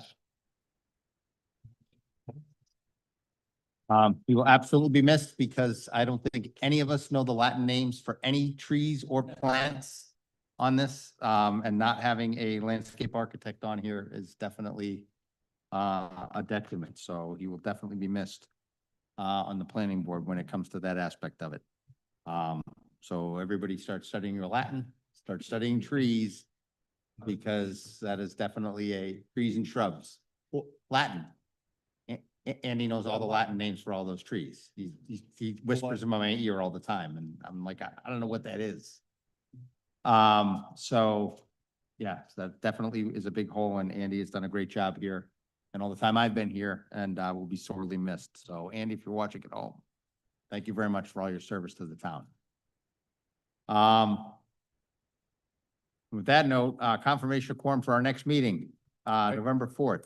I have one additional. Oh, yes, sorry. go ahead. No, sorry, no, regarding confirmation of quorum.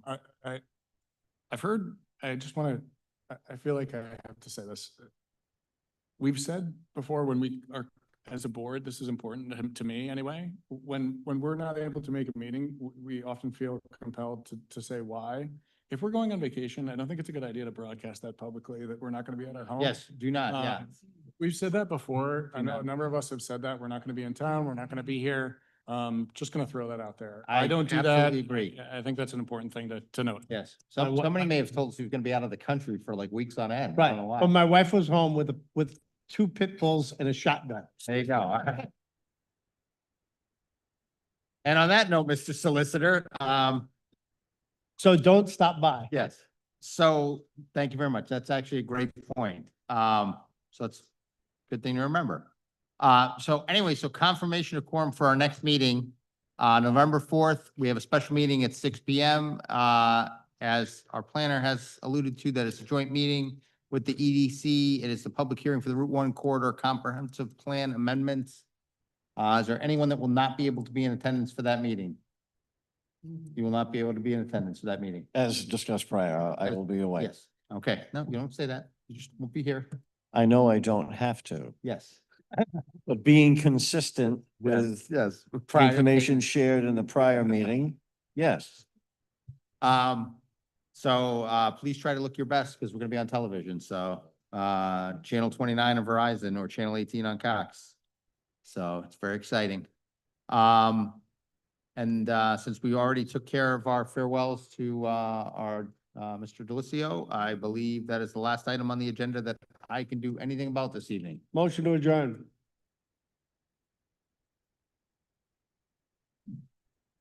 Now, what is it now, Mr. Solicitor? I'm allowed to do now? I don't have to do anything. Adjournment does not require a vote. I can just say, all those in favor? Aye. Motion is adjourned. The time is 8:44. Thank you very much this evening to all of you at home.